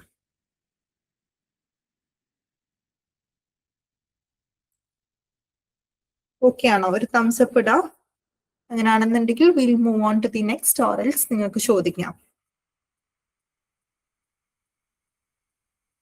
ഓക്കെ. സോ അടുത്തൊരു ടോപ്പിക് എൻവയൺമെന്റൽ എക്കണോമിക്സിലെ അടുത്തൊരു ടോപ്പിക്കാണ് കോസ് തിയറം എന്ന് പറയും. Coase theorem. ഓക്കെ.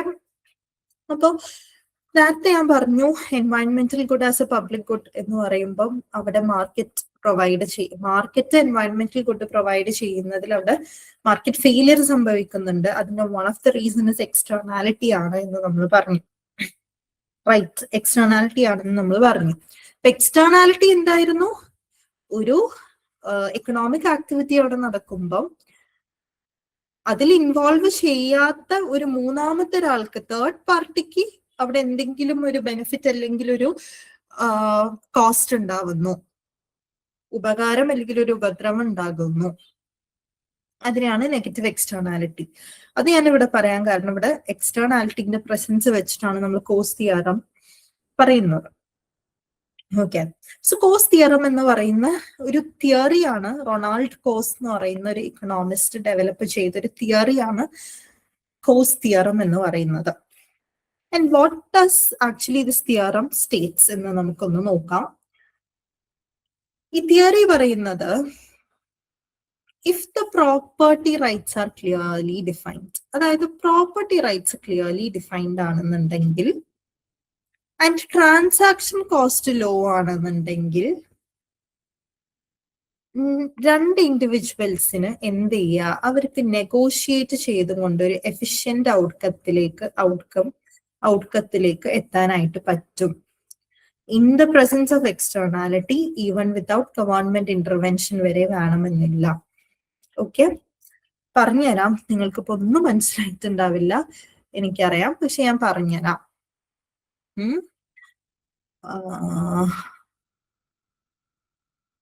ഒരു എക്സാമ്പിൾ പറയാം. ഓക്കെ, അത് എക്സാമ്പിൾ ഞാൻ പറഞ്ഞുതരാം. അപ്പൊ നിങ്ങൾക്ക് തിയറി മനസ്സിലാവും. എന്നിട്ട് നമുക്ക് അസംഷനും അതിന്റെ കേസിലേക്കൊക്കെ പോവാം. സോ എക്സാമ്പിൾ ഇതാണ്. ഒരു ഫാക്ടറി എന്ത് ചെയ്യുന്നു, നിയർ ബൈ റിവറിലേക്ക് വേസ്റ്റ് ഡിസ്ചാർജ് ചെയ്യുന്നു. അതായത് ഒരു ഫാക്ടറിന്റെ തൊട്ടടുത്ത് എന്തുണ്ട്, റിവർ ഉണ്ട്. ആ റിവറിലേക്ക് എന്ത് ചെയ്യുന്നു, വേസ്റ്റ്, ഫാക്ടറിയിൽ നിന്ന് വരുന്ന വേസ്റ്റ് ഡിസ്പോസ് ചെയ്യുന്നു. അങ്ങനെ ഡിസ്പോസ് ചെയ്യുന്ന സമയത്ത് അവിടെ എന്താ സംഭവിക്കുന്നത്, ആ റിവറിൽ ഉണ്ടാവുന്ന ഫിഷ് പോപ്പുലേഷനെ അത് ഇഫക്റ്റ് ചെയ്തിട്ട് ആ ഒരു റിവറിനെ ഡിപ്പെൻഡ് ചെയ്ത് നിൽക്കുന്ന ഫിഷർമെൻ ഉണ്ട്, അവർക്ക് ഫിഷ് കിട്ടാതാവുന്നു. അവരുടെ ജീവിത മാർഗം അവിടെ എന്ത് ചെയ്യുന്നു, ബുദ്ധിമുട്ടിലാകുന്നു. That is one of the example of negative externality. Because factory അവിടെ എന്ത് ചെയ്യുന്നു, അവരുടെ വേസ്റ്റ് റിവറിലേക്ക് തള്ളപ്പെടുമ്പോൾ ആ ഒരു ഫാക്ടറിന്റെ ആക്ടിവിറ്റിയിലൊന്നും ഇൻവോൾവ് ആവാത്ത മൂന്നാമത് ഒരാളാണ് ഈ ഫിഷർമെൻ എന്ന് പറയുന്നത്. ആ ഫിഷർമെന്നിനാണ് എന്തുണ്ടാവുന്നത്, ആ ഫിഷർമെന്നിനാണ് ബുദ്ധിമുട്ടുണ്ടാവുന്നത് വേസ്റ്റ് ഡിസ്പോസ് ചെയ്യുന്നത് കൊണ്ട് റിവറിലേക്ക്. So that is actually an example of negative externality. Okay, അപ്പൊ ഈ ഒരു ബുദ്ധിമുട്ടുണ്ടാകുമ്പോൾ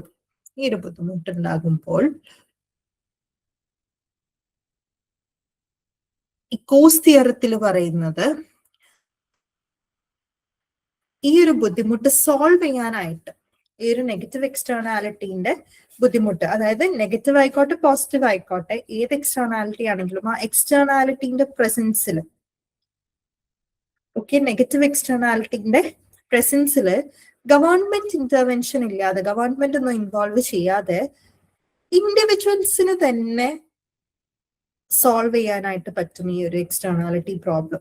അതാണ് ഈ കോസ് തിയറം എക്സ്പ്ലെയിൻ ചെയ്യുന്നത്. എങ്ങനെ? ബിക്കോസ് നമ്മൾ ഈ സിറ്റുവേഷൻ പറഞ്ഞു. ഈ സിറ്റുവേഷൻ എല്ലാവർക്കും മനസ്സിലായല്ലോ. ഒരു ഫാക്ടറി ഉണ്ട്, ഫാക്ടറിന്റെ അടുത്തൊരു റിവർ ഉണ്ട്, ആ റിവറിലേക്ക് ഫാക്ടറി ഡിസ്പോസ് ചെയ്യുന്നു വേസ്റ്റ്. അപ്പം മൂന്നാമത്തെ ഒരു തേർഡ് പാർട്ടി ആയ ഫിഷർമെൻ ഇസ് ഗെറ്റിംഗ് എഫക്റ്റഡ്. ഇത് നെഗറ്റീവ് എക്സ്റ്റേണാലിറ്റി ആണ്. അപ്പൊ കോസ് തിയറത്തിൽ പറയാണ്, if the property rights are clearly defined, property rights അവിടെ ക്ലിയർലി ഡിഫൈൻഡ് ആണെന്നുണ്ടെങ്കിൽ ആൻഡ് ട്രാൻസാക്ഷൻ കോസ്റ്റ് ലോ അല്ലെങ്കിൽ 0 ആണെന്നുണ്ടെങ്കിൽ ഇൻഡിവിജ്വൽസിന് നെഗോഷിയേറ്റ് ചെയ്യാം. നെഗോഷിയേറ്റ് ചെയ്യാന്ന് വെച്ചാൽ എന്താ, ബാർഗെയിൻ ചെയ്യാം. ഒരു എഫിഷ്യന്റ് ഔട്ട്കത്തിലേക്ക് എത്താൻ ഈ എക്സ്റ്റേണാലിറ്റി പ്രസന്റ് ആവുമ്പോൾ, അവിടെ എക്സ്റ്റേണാലിറ്റിന്റെ പ്രസൻസിൽ ഗവൺമെന്റ് ഇന്റർവെൻഷൻ ഒന്നും ഇല്ലാതെ ഈ പ്രോബ്ലം സോൾവ് ചെയ്യാൻ വേണ്ടിയിട്ട് ഇൻഡിവിജ്വൽസിന് തന്നെ നെഗോഷിയേറ്റ് ചെയ്യാം. അപ്പൊ ഇവിടെ ഇൻഡിവിജ്വൽസ് എന്ന് ഉദ്ദേശിക്കുന്നത് എന്താ, ഒന്ന് ഫാക്ടറിന്റെ ഓണേഴ്സ്, ബിക്കോസ് ഈ പ്രോബ്ലത്തിൽ ഇൻവോൾവ് ആകുന്ന ആളുകൾ എന്താണ്, ഫാക്ടറിയും അതുപോലെ ഫിഷർമെനും ആണ്. ഈ രണ്ട് ഇൻഡിവിജ്വൽസിനും എന്ത് ചെയ്യുക, അവർക്ക് നെഗോഷിയേറ്റ് ചെയ്തിട്ട് അവർ ട്രാൻസാക്ഷൻ കോസ്റ്റ് ഒന്നും ഇല്ലാതെ ലോവർ ട്രാൻസാക്ഷൻ കോസ്റ്റിൽ അവർക്ക് ബാർഗെയിൻ ചെയ്ത് നെഗോഷിയേറ്റ് ചെയ്ത് ഒരു എഫിഷ്യന്റ് ഔട്ട്കത്തിലേക്ക് എത്താം. രണ്ടുപേർക്ക് ഉപകാരപ്പെടുന്ന ഒരു ഔട്ട്കത്തിലേക്ക് എത്താവുന്നതാണ്. അതാണ് കോസ് തിയറം എന്നതുകൊണ്ട് ഉദ്ദേശിക്കുന്നത്. ഇത്രയും ക്ലിയർ ആണോ? അതിന്റെ ബാക്കി കാര്യങ്ങളും ഡീറ്റെയിൽഡ് എക്സാമ്പിൾ അസംഷൻസും ഒക്കെ ഞാൻ പറഞ്ഞുതരാം. അതിനു മുന്നേ ആ എക്സാമ്പിളും എന്താണ് ഇപ്പൊ ഈ കോസ് തിയറത്തിന്റെ ഡെഫിനിഷൻ പ്രകാരം what is the rule of externality എന്ന് മനസ്സിലായോ? ഇനി ബാക്കി കാര്യങ്ങൾ പറയാനുണ്ട്, പക്ഷെ ഇത്രയും ക്ലിയർ ആണോടാ? മനസ്സിലായവർ വൈ എന്നും മനസ്സിലാവാത്തവർ എൻ എന്നും ഒന്ന് ടൈപ്പ് ചെയ്യോ പെട്ടെന്ന്. മനസ്സിലായവർ വൈ എന്നും മനസ്സിലാവാത്തവർ നോ എന്നും എൻ എന്നും ടൈപ്പ് ചെയ്യാം.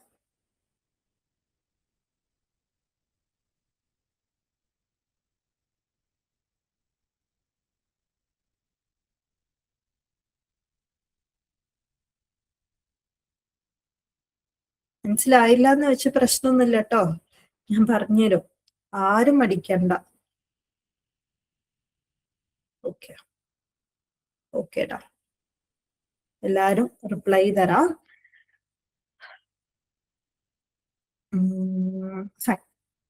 അപ്പൊ എന്താണ് കോസ് തിയറം?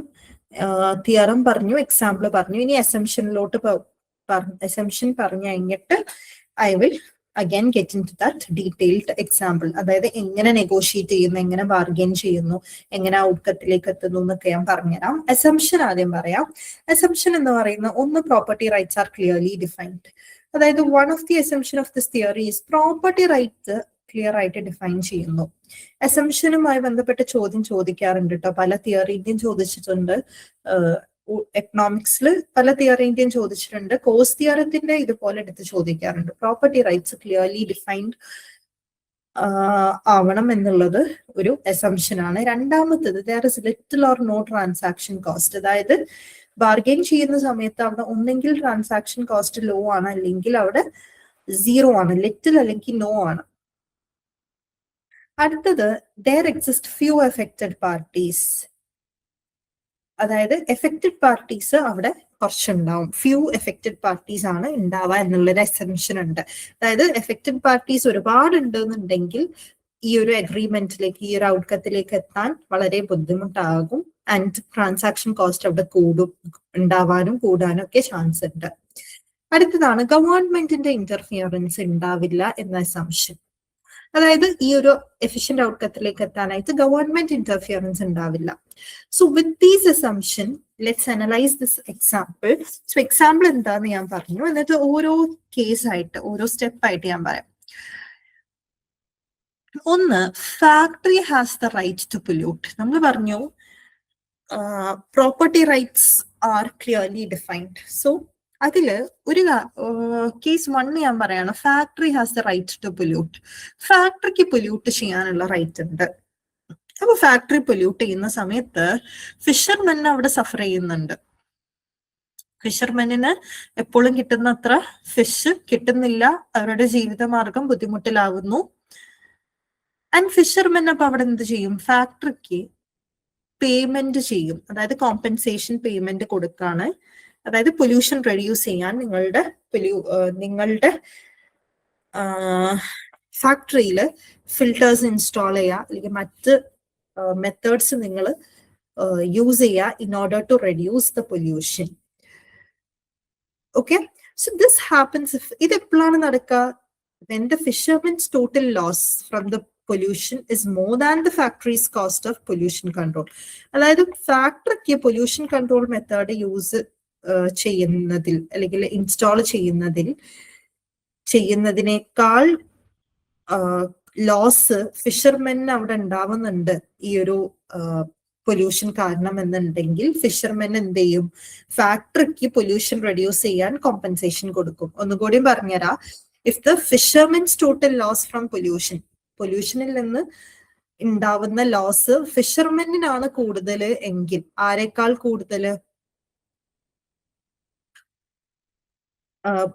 ഫാക്ടറിക്ക് പൊല്യൂഷൻ കൺട്രോൾ ചെയ്യാൻ വേണ്ടിയിട്ടുള്ള മെത്തേഡ്സ് യൂസ് ചെയ്യാൻ, അവർക്ക് ആ മെത്തേഡ്സ് ഇൻസ്റ്റാൾ ചെയ്യാൻ ഉണ്ടാവുന്ന ചെലവിനേക്കാൾ കൂടുതൽ ഫിഷർമെന്നിന് ചെലവാകുന്നു ഉണ്ടെങ്കിൽ അവിടെ ഫിഷർമെൻ എന്ത് ചെയ്യും, പൊല്യൂഷൻ റെഡ്യൂസ് ചെയ്യാൻ ഫാക്ടറിക്ക് കോമ്പൻസേഷൻ പേയ്മെന്റ് കൊടുക്കും.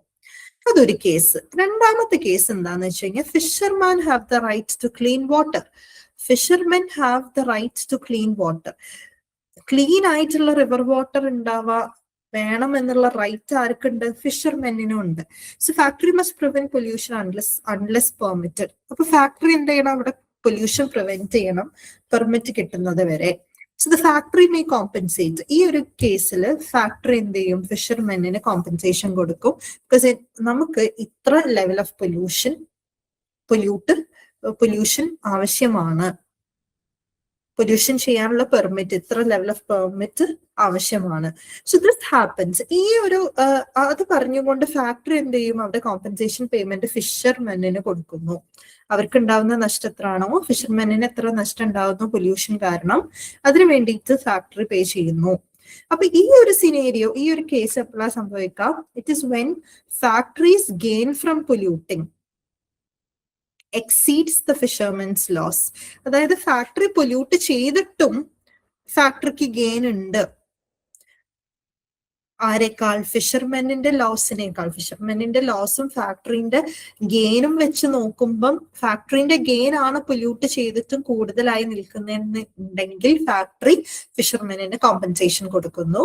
നമുക്ക് ഇത്ര ലെവൽ ഓഫ് പൊല്യൂഷൻ ചെയ്യാനുള്ള പെർമിറ്റിന് വേണ്ടിയിട്ട് കോമ്പൻസേഷൻ കൊടുക്കുന്നു. അങ്ങനെ രണ്ട് കൂട്ടരും, അതായത് രണ്ട് കൂട്ടരും എന്ന് പറയുമ്പോൾ ആരാണ്, ഫാക്ടറിയും ഫിഷർമെനും നെഗോഷിയേറ്റ് ചെയ്ത് ബാർഗെയിൻ ചെയ്ത് with the assumptions in the mind. അതായത് പ്രോപ്പർട്ടി റൈറ്റ്സ് ക്ലിയർലി ഡിഫൈൻഡ് ആണ്, ട്രാൻസാക്ഷൻ കോസ്റ്റ് ലോ ആണ്, ഫ്യൂ എഫക്റ്റഡ് പാർട്ടീസ് ഉണ്ടാകുമ്പോൾ എഫിഷ്യന്റ് ഔട്ട്കത്തിൽ എത്താനായിട്ട് പറ്റുള്ളൂ, ഗവൺമെന്റ് ഇന്റർഫിയറൻസ് ഇല്ല. ഇത് വെച്ചിട്ടൊരു ഈ ഒരു അസംഷൻസ് ഒക്കെ വെച്ചിട്ട് എഫിഷ്യന്റ് ഔട്ട്കത്തിൽ എത്താനായിട്ട് പറ്റും. Regardless of who holds the property right, ഏത് വിഭാഗത്തിനാണോ പ്രോപ്പർട്ടി റൈറ്റ് ഉള്ളത്, അല്ലെങ്കിൽ ട്രാൻസാക്ഷൻ കോസ്റ്റ് സീറോ അല്ലെങ്കിൽ നെഗ്ലിജിബിൾ ആയിക്കോട്ടെ, പാർട്ടീസ് ബാർഗെയിൻ ചെയ്ത് എഫിഷ്യന്റ് ലെവൽ ഓഫ് പൊല്യൂഷനിലേക്ക് എത്തുന്നതാണ്. എഫിഷ്യന്റ് ലെവൽ, അതായത് രണ്ട് വിഭാഗം ആളുകൾക്കും, ഫാക്ടറിക്കും അതുപോലെ തന്നെ ഫിഷർമെനും ബുദ്ധിമുട്ടില്ലാത്ത രീതിയിൽ ഒരു efficient level of pollution bargain ചെയ്ത് ആ ഒരു എഫിഷ്യന്റ് ഔട്ട്കത്തിലേക്ക് അവര് എത്തുന്നതാണ്. ഓക്കെ, ഇങ്ങനെ വരുമ്പം അവിടെ ടോട്ടൽ സോഷ്യൽ വെൽഫെയർ മാക്സിമൈസ് ചെയ്യാനായിട്ട് പറ്റുന്നതാണ്. സോ കോസ്റ്റ് തിയറം സ്റ്റേറ്റ് ചെയ്യുന്നത് കോൺഫ്ലിക്റ്റിംഗ് പ്രോപ്പർട്ടി റൈറ്റ് ഒക്കെ ചെയ്യുമ്പം രണ്ട് പാർട്ടീസും ബാർഗെയിൻ ചെയ്ത് അവരുടെ എഫിഷ്യന്റ് ഔട്ട്കത്തിലേക്ക്, അതായത് ഫിഷർമെനും ബുദ്ധിമുട്ടില്ല, ഫാക്ടറിക്കും ബുദ്ധിമുട്ടില്ലാത്ത രീതിയിലുള്ള ഒരു ലെവൽ ഓഫ് പൊല്യൂഷൻ പെർമിറ്റ് അവര് ആ ഒരു എഫിഷ്യന്റ് ഔട്ട്കം തീരുമാനിച്ച് അതിലേക്ക് എത്തുന്നു. Regardless of initial allocation of property rights, initially property rights allocate ചെയ്യണം എന്നില്ല. ആൻഡ് ട്രാൻസാക്ഷൻ കോസ്റ്റ് ഒന്നെങ്കിൽ സീറോ അല്ലെങ്കിൽ വളരെ കുറച്ച് ആയിരിക്കും. ഇത്രയും ക്ലിയർ ആണോ? This is all about this theorem. അപ്പൊ നമ്മൾ ആരാണ് തിയറം ഡെവലപ്പ് ചെയ്തത് എന്ന് പറഞ്ഞു. പിന്നെ അതുപോലെ വാട്ട് ദ തിയറി സേസ്, എന്താ തിയറം എന്നുള്ളത് നമ്മൾ വെരി ക്ലിയർ കട്ടായിട്ട് ഡിഫൈൻ ചെയ്തു. പിന്നെ നമ്മൾ എക്സാമ്പിൾ പറഞ്ഞു, അതിന്റെ രണ്ട് കേസ് പറഞ്ഞു. ഇത്രയും ക്ലിയർ ആണോടാ? ഇത്രയും ക്ലിയർ ആണോ? ക്ലിയർ ആയവര് എൽ എന്ന് ടൈപ്പ് ചെയ്യാം, ക്ലിയർ ആവാത്തവര് O എന്ന് ടൈപ്പ് ചെയ്യാം.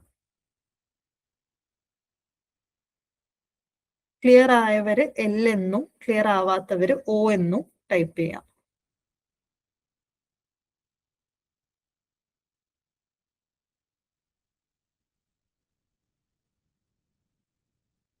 ക്ലിയർ ആയവര് എൽ എന്ന് ടൈപ്പ് ചെയ്യാം. മനസ്സിലാവാത്തവര് O എന്ന് ടൈപ്പ് ചെയ്യുക. ആൻഡ് നിങ്ങളുടെ ഡൗട്ട് എന്താണെന്നും കൂടി ഒന്ന് പറയാം. പെട്ടെന്ന് പറയാം, നമ്മൾ സെഷൻ കഴിയാനായിട്ടുണ്ട്. നമുക്ക് 1-2 ക്വസ്റ്റ്യൻസും കൂടിയും സോൾവ് ചെയ്തിട്ട് നിർത്താം. പെട്ടെന്നടാ. ഓക്കെ, ബാക്കിയുള്ളവര് ഒരുപാട് പേരുണ്ട്. ആകെ 4 പേര്, 5 പേര് പറഞ്ഞോളൂ. നേഹ, അൻസിക, ആൻമരിയ,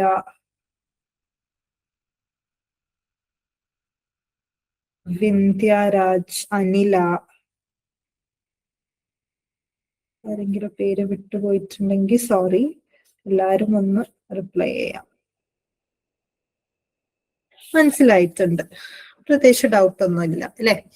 ഇനി 2 ക്വസ്റ്റ്യൻസ് നമുക്ക് കോഴ്സ് തിയറമുമായി ബന്ധപ്പെട്ട് എക്സാമിന് വന്നത് ഒന്ന് എന്ത് ചെയ്യാ, സോൾവ് ചെയ്യാം. അപ്പം ഇത് നിങ്ങൾ തന്നെ ആൻസർ പറയാട്ടോ. ഞാൻ പറഞ്ഞുതരും എക്സ്പ്ലനേഷൻ, കറക്റ്റ് ആൻസർ ഒക്കെ ഞാൻ പറഞ്ഞുതരാം. പക്ഷെ നിങ്ങളൊന്ന് ആൻസർ പറഞ്ഞുതരാം. ബിക്കോസ് നിങ്ങൾക്ക് ഇപ്പം എല്ലാവർക്കും ക്ലിയർ ആയി, കോൺസെപ്റ്റ് ക്ലിയർ ആയി. ക്വസ്റ്റ്യൻ സോൾവ് ചെയ്യാൻ പറ്റുന്നുണ്ടോ എന്ന് നോക്കാൻ വേണ്ടിയിട്ടാണ് ഞാൻ പറയുന്നത്. In the presence of externality question നമുക്ക് നോക്കാം. മുൻ എക്സാമുകളിൽ ചോദിച്ച ക്വസ്റ്റ്യൻസ് ആണ് കേട്ടോ. ക്വസ്റ്റ്യൻ നോട്ടും ചെയ്യാം. അടുത്ത ക്ലാസ് മുതൽ നോട്ട് നിങ്ങൾക്ക് കീപ്പ് ചെയ്യാം. ഇത് നിങ്ങൾ എവിടെയെങ്കിലും ഒന്ന് നോട്ട് ചെയ്ത് വെക്കാം. In the presence of externality Coase theorem argue ചെയ്യുന്ന കാര്യം എന്താണ്? Options are: Option A, social optimum can be attained only through government's intervention. Option B, social optimum can also be attained by mutual agreement between the private parties. Or Option C, income effect and transaction costs are to be considered always. Option D, property rights cannot be assigned to any party. ഇതിൽ ഏതാണ് correct എന്നാണ് ചോദ്യം. എല്ലാവരും right option ഒന്ന് പറയാം. A, B or C or D. എല്ലാരും പറയാം. We have 6 or 8 ആളുകളുണ്ട് നമുക്ക്.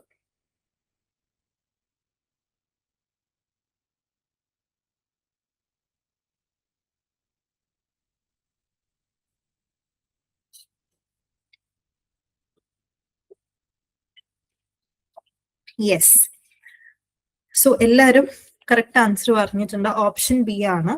സോ എക്സ്റ്റേണാലിറ്റിന്റെ പ്രസൻസിൽ കോസ് തിയറം ആർഗ്യൂ ചെയ്യുന്നത് എന്താണ്? സോഷ്യൽ ഒപ്റ്റിമം ലെവലിലേക്ക് എത്താവുന്നതാണ്. എങ്ങനെ? By mutual agreement between the private party. Private parties mutually private parties bargain ചെയ്തിട്ട് ഒരു മ്യൂച്വൽ അഗ്രിമെന്റിലേക്ക് എത്താവുന്നതാണ്. ബാക്കി എല്ലാം റോങ് ആണ്. ബിക്കോസ് ഗവൺമെന്റ് ഇന്റർവെൻഷൻ ഇല്ല എന്നതായിരുന്നു നമ്മുടെ അസംഷൻ. സോ ഇത് റോങ് ആവും. Income effect and transaction cost to be considered always no. Nil or negligible ആണ്, very low ആണെന്ന് നമ്മൾ പറഞ്ഞു. Property right cannot be assigned to any party എന്നുള്ള റോങ് ആണ്. Because property rights well defined ആണ്. Initially മാത്രം assign ചെയ്യുന്നില്ല എന്നുള്ളൂ. പക്ഷെ മൊത്തത്തിൽ നോക്കുകയാണെങ്കിൽ it is well defined. Okay, so നിങ്ങൾക്ക് മനസ്സിലായി. അടുത്തൊരു ചോദ്യം കൂടി കോസ് തിയറമുമായി ബന്ധപ്പെട്ടാണ്. ഒരുപാട് ചോദ്യം നിങ്ങൾക്ക് ഒരു ക്വസ്റ്റ്യൻ പേപ്പേഴ്സ് ഡൗൺലോഡ് ചെയ്യാനായിട്ട് കിട്ടും NTA വെബ്സൈറ്റിൽ നിന്ന്. അല്ലാതെ തന്നെ നമ്മുടെ ആപ്പ് ചെക്ക് ചെയ്ത് കഴിഞ്ഞാൽ നിങ്ങൾക്ക് ടെസ്റ്റ് ആയിട്ടൊക്കെ കിട്ടും. ക്വസ്റ്റ്യൻ പേപ്പേഴ്സും ടെസ്റ്റ് ആയിട്ടൊക്കെ കിട്ടും. സോ അതിൽ നിന്നുള്ള ചോദ്യങ്ങളൊക്കെ നിങ്ങൾ സോൾവ് ചെയ്യുക. ക്വസ്റ്റ്യൻ പേപ്പേഴ്സും ഡിഫറെന്റ് ഇയേഴ്സിൽ നിങ്ങൾ സോൾവ് ചെയ്യുക. അതിലൊക്കെ ഇപ്പൊ ഇന്ന് നമ്മൾ കോസ് തിയറം പഠിച്ചു, environment as a public good പഠിച്ചു. സോ ഇതിൽ നിന്നുള്ള ചോദ്യങ്ങൾ നിങ്ങൾ സോൾവ് ചെയ്യാനായിട്ട് ശ്രമിക്കുക. സോ അടുത്ത ചോദ്യം നോക്കുക. According to Coase theorem which of the following are possible outcomes of assigning property right? ഇപ്പൊ കോസ് തിയറം പ്രകാരം പ്രോപ്പർട്ടി റൈറ്റ്സ് അസൈൻ ചെയ്യുമ്പം ഏതൊക്കെയാണ് പോസിബിൾ ഔട്ട്കംസ് ആയിട്ട് വരാം? 5 സ്റ്റേറ്റ്മെന്റ്സ് കൊടുത്തിട്ടുണ്ട്, ഓപ്ഷൻസ് കൊടുത്തിട്ടുണ്ട്. ഇതിൽ ഒന്നിൽ കൂടുതൽ ഓപ്ഷൻസ് റൈറ്റ് ആണ്. ഓക്കെ, അടുത്ത സ്ലൈഡ് ഞാൻ കാണിച്ചു തരാം. സോ ആദ്യം നമുക്ക് ഓപ്ഷൻസ് നോക്കാം. Polluter pays the victim to continue polluting. അതായത് പ്രോപ്പർട്ടി റൈറ്റ്സ് അസൈൻ ചെയ്ത് കഴിഞ്ഞാൽ എന്തൊക്കെയാണ് പോസിബിൾ ആയിട്ടുള്ള ഔട്ട്കം? ഒന്ന്, polluter pays the victim to continue polluting. Pollute ചെയ്തോളൂ എന്ന് പറഞ്ഞിട്ട് പൊല്യൂട്ടർ വിക്ടിമിന് പേ ചെയ്യുന്നു. And the victim pays the polluter to reduce pollution. Option C, the government must set pollution taxes to ensure efficiency. Option D, market outcomes can achieve efficiency even if the externalities exist. Option E, the polluter and the victim always have equal bargaining power.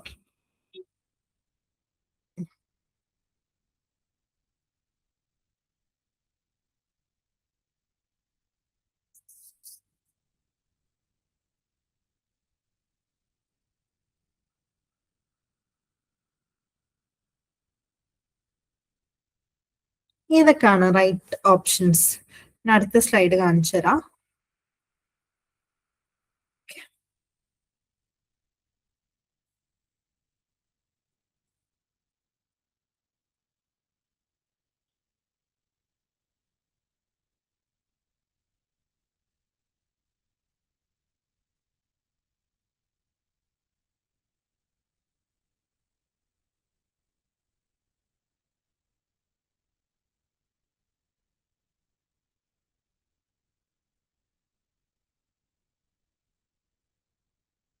ഇതാണെടാ, പെട്ടെന്ന് പറയാം. ദീപ 2 എന്ന് പറഞ്ഞിട്ടുണ്ട്. Sara A B and E. A B and E എന്ന് പറയുന്ന option ഇല്ലടാ. ഒന്നുകിൽ A B and C അല്ലെങ്കിൽ A B and D.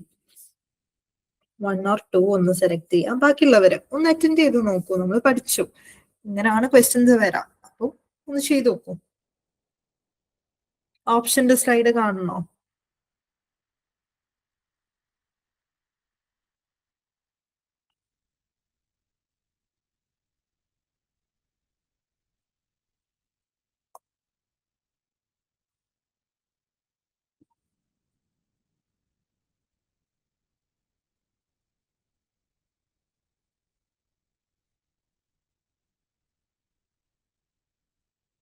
പറയൂ. ദീപ ആൻഡ് സാറ മാത്രം പറഞ്ഞ. അനില, അൻസിക, നേഹ, വിന്ധ്യ,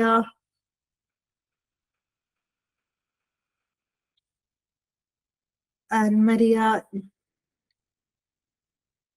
പറയടാ. അറിയാം, തെറ്റിയതാണെങ്കിലും കുഴപ്പമില്ല. ഇങ്ങനെ നമ്മൾ പഠിക്കുള്ളൂ. പിന്നെ ഒരു കാര്യം, നമുക്ക് എക്സാമിന് നെഗറ്റീവ് മാർക്സ് ഇല്ല. സോ നിങ്ങൾ എല്ലാ ക്വസ്റ്റ്യൻസും 150 ക്വസ്റ്റ്യൻസ് നിങ്ങൾക്ക് ധൈര്യമായിട്ട് എന്ത് ചെയ്യുക, അറ്റൻഡ് ചെയ്യുക. നിങ്ങൾക്ക് സംശയമുള്ളത് വരെ അറ്റൻഡ് ചെയ്യുക. സ്റ്റിൽ നാം നെഗറ്റീവ് മാർക്സ് വന്നിട്ടില്ല. സോ അതുപോലെ തന്നെ നിങ്ങൾ പ്രാക്ടീസ് ചെയ്യുമ്പോഴും തെറ്റ് ആൻസർ പറഞ്ഞതാണെങ്കിൽ എന്താ, തെറ്റിന്ന് വെച്ചിട്ട് പ്രശ്നമൊന്നുമില്ല.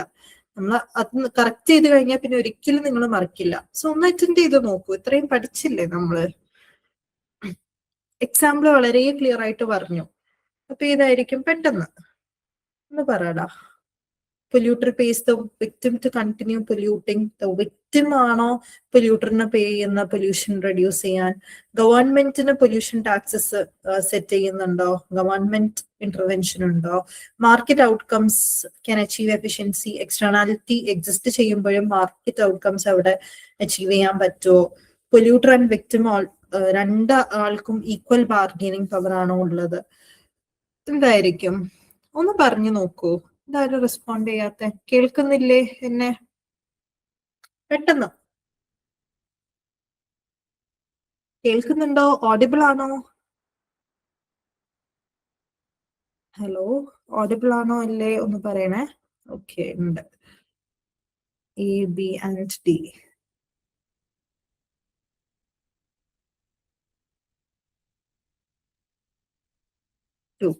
Okay, yes, A B and D ആണ് കറക്റ്റ് ആൻസർ എന്ന് പറയുന്നത്.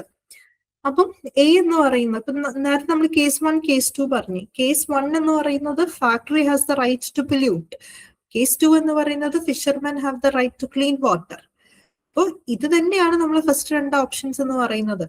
പൊല്യൂട്ടറിന് വിക്ടിമിന് പേ ചെയ്യുന്നു, and victim is paying the polluter. രണ്ട് കൂട്ടരും അങ്ങോട്ടും ഇങ്ങോട്ടും എന്ത് ചെയ്യുന്നുണ്ട്? ആ കേസ് നമുക്കുണ്ട്. Right, both can pay the compensation. അപ്പൊ എ ആൻഡ് ബി കറക്റ്റ് ആണ്. ഗവൺമെന്റ് ഇന്റർവെൻഷൻ ഇല്ല എന്നുള്ളത് നമ്മൾ പറഞ്ഞു. No government intervention. So C ഇല്ല എന്ന് ഉറപ്പായി. അടുത്തത് market outcome can achieve efficiency even if externalities exist. അതാണ് കോസ്റ്റ് തിയറം എന്ന് പറയുന്നത് തന്നെ. എക്സ്റ്റേണാലിറ്റി പ്രസന്റ് ചെയ്ത് നിൽക്കുമ്പോൾ എക്സ്റ്റേണാലിറ്റീസിന്റെ പ്രസൻസിൽ മാർക്കറ്റ് ഔട്ട്കം നമുക്ക് അച്ചീവ് ചെയ്യാനായിട്ട് പറ്റും. മാർക്കറ്റ് ഔട്ട്കം എഫിഷ്യൻസി അച്ചീവ് ചെയ്യാനായിട്ട് പറ്റും എക്സ്റ്റേണാലിറ്റി എക്സിസ്റ്റ് ചെയ്യുമ്പോൾ. പിന്നെ വരുന്നത് ഓപ്ഷൻ ഇ ആണ്. Polluter and victim always have equal bargaining power എന്നുള്ളത് റോങ് ആണ്. So A, B and D is the right options. Clear ആണോടാ? എല്ലാവർക്കും ഓക്കെ ആണോ? ക്ലിയർ ആണോ? ഒന്ന് പറയണം. നമുക്കൊന്ന് വൈൻഡപ്പ് ചെയ്യാനാണ്. ഡൗട്ട്സ് ഉണ്ടെങ്കിൽ ചോദിക്കാം. So we discussed Coase theorem and also എൻവയൺമെന്റൽ good as a public good. Okay, so ഈ രണ്ട് കാര്യങ്ങളാണ് നമ്മൾ ഇന്ന് ഡിസ്കസ് ചെയ്തത്. എന്തെങ്കിലും ഡൗട്ട് ഉണ്ടോ? Why not E? ഈ polluter and victim always have equal bargaining power എന്തായിരിക്കും ഒന്ന് പറ. Anyone, any idea? ഒന്ന് പറഞ്ഞു നോക്കൂ.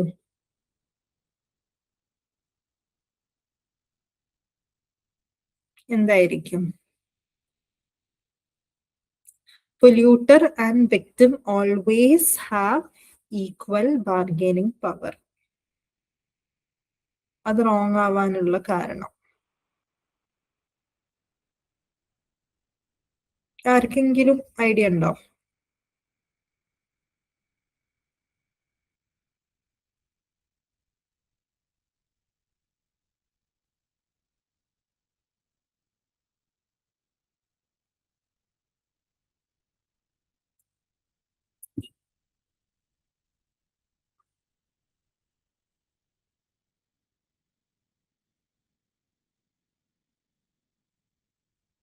ആരെങ്കിലും? ഇല്ല, ആർക്കും ഐഡിയ ഇല്ല. ഞാൻ പറഞ്ഞുതരാം എന്തുകൊണ്ടാണ് ബാർഗൈനിങ് പവർ ഈക്വൽ അല്ലാത്തത്. ഒന്ന്, ഇനീഷ്യൽ അസൈൻമെന്റ് ഓഫ് റൈറ്റ് ആണ്. കാരണം നമ്മൾ പറയുന്നുണ്ട് അവിടെ പ്രോപ്പർട്ടി റൈറ്റ്സ് അസൈൻഡ് ആണ്. So according to Coase theorem എന്ന് പറയുമ്പോൾ പ്രോപ്പർട്ടി റൈറ്റ് അസൈൻ ചെയ്യുമ്പോൾ ദാറ്റ് ഈസ് ഒന്ന് legal right to pollute or not to pollute. Pollute ചെയ്യുക അല്ലെങ്കിൽ പൊല്യൂട്ട് ചെയ്യാതിരിക്കാനുള്ള റൈറ്റ്, അത് എഫിഷ്യന്റ് ഔട്ട്കത്തിൽ എത്തും. So distribution of wealth depend ചെയ്യുന്നത് on who gets the rights initially. ആർക്കാണ് ഇനീഷ്യലി റൈറ്റ് കിട്ടുന്നത് അതിനനുസരിച്ചായിരിക്കും. So party with the rights hold the upper hand. അവിടെ ആർക്കാണോ റൈറ്റ് കിട്ടുന്ന ആ പാർട്ടിക്ക് ആയിരിക്കും അപ്പർ ഹാൻഡ് ഉണ്ടാവുന്നത്. അതുകൊണ്ടാണ് രണ്ടുപേർക്കും ഈക്വൽ ബാർഗൈനിങ് പവർ ഇല്ല എന്ന് പറയുന്നത്. രണ്ടാമത്തത് ഒരു അസിമെട്രിക് പവർ എന്ന് നമ്മൾ പറയും. അതായത് ഇപ്പം എന്താ പറയാ, ഇപ്പം ചില ഇപ്പൊ ഫാക്ടറി എന്ന് നമ്മൾ പറഞ്ഞു. അപ്പം ഈ ഫാക്ടറി എന്ന് പറയുന്നത് ഒരു വെരി ലാർജ് കോർപ്പറേറ്റ് ആണെന്ന് വിചാരിക്കുക. അപ്പൊ അവർക്ക് ഒരുപാട് ഫിനാൻഷ്യൽ റിസോഴ്സസ് ഉണ്ടാവും, പൊളിറ്റിക്കൽ ഇൻഫ്ലുവൻസ് ഉണ്ടാവും, അവർക്ക് ലീഗൽ ടീംസ് ഉണ്ടാവും. സോ അവരുടെ ബാർഗൈനിങ് പവർ ഒരു ഇൻഡിവിജ്വൽ വിക്ടിം, ഒരു ഫിഷർമാനും ഒരു വലിയൊരു കോർപ്പറേറ്റും വെച്ച് നോക്കുമ്പോൾ അവരുടെ ബാർഗൈനിങ് പവർ ആയിരിക്കും കൂടുതലായിട്ടുണ്ടാവുക. ഒരു അസിമെട്രിക് പവർ അവിടെ ഉണ്ടാവാറുണ്ട്. മൂന്നാമതായിട്ട് ഫ്രീ റൈഡർ പ്രോബ്ലം എന്ന് പറയും. അതായത് ഇപ്പൊ ഒരു സിംഗിൾ പൊല്യൂട്ടർ ആണ്. He faces many victims. ഒരുപാട് വിക്ടിംസിനെ ഫേസ് ചെയ്യുന്നുണ്ട് എന്നുണ്ടെങ്കിൽ it is difficult for all the victims to coordinate and pool money to pay the polluter, അല്ലേ?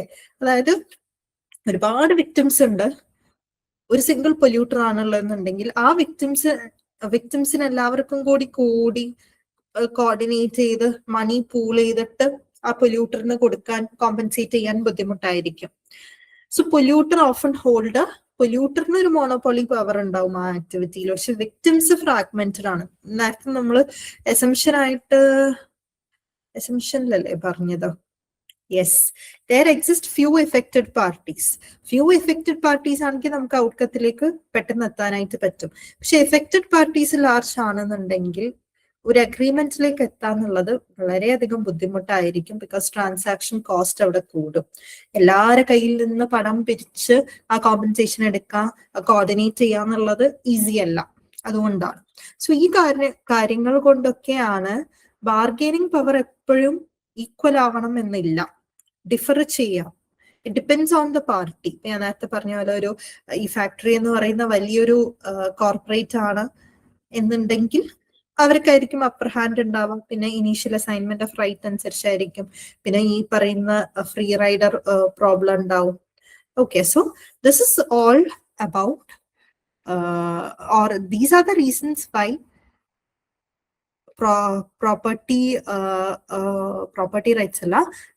These are the reasons why polluter and victim does not always have an equal bargaining power. Clear ആണോ? Clear ആണോടാ? ആരായിരുന്നു ചോദിച്ചത്? Vindhya. Clear ആയോടാ? Okay. So ഇത്രയും okay ആണെന്ന് വിചാരിക്കുന്നു. Will wind up here. ബാക്കി topics നമ്മൾ അടുത്ത ക്ലാസ്സിൽ നമുക്ക് നോക്കാം. നിങ്ങൾക്ക് എന്തെങ്കിലും ഡൗട്ട്സോ ക്ലാരിഫിക്കേഷൻസോ ഇനിയോ ഉണ്ടെങ്കിൽ ചോദിക്കാം. Or let's wind up today's session. Thank you dears. Thank you for being active. ഇനിയും ആക്റ്റീവായിട്ട് നിൽക്കുക. പിന്നെ ഈ പറയുന്ന ടോപ്പിക്സിൽ കൂടുതൽ നിങ്ങൾ ക്വസ്റ്റ്യൻസ് കണ്ടെത്തി പ്രാക്ടീസ് ചെയ്യുക. ഞാൻ പറഞ്ഞ പോലെ ഒരു ക്വസ്റ്റ്യൻ ഒരു നോട്ട്ബുക്ക് കീപ്പ് ചെയ്യുക കേട്ടോ. So thank you.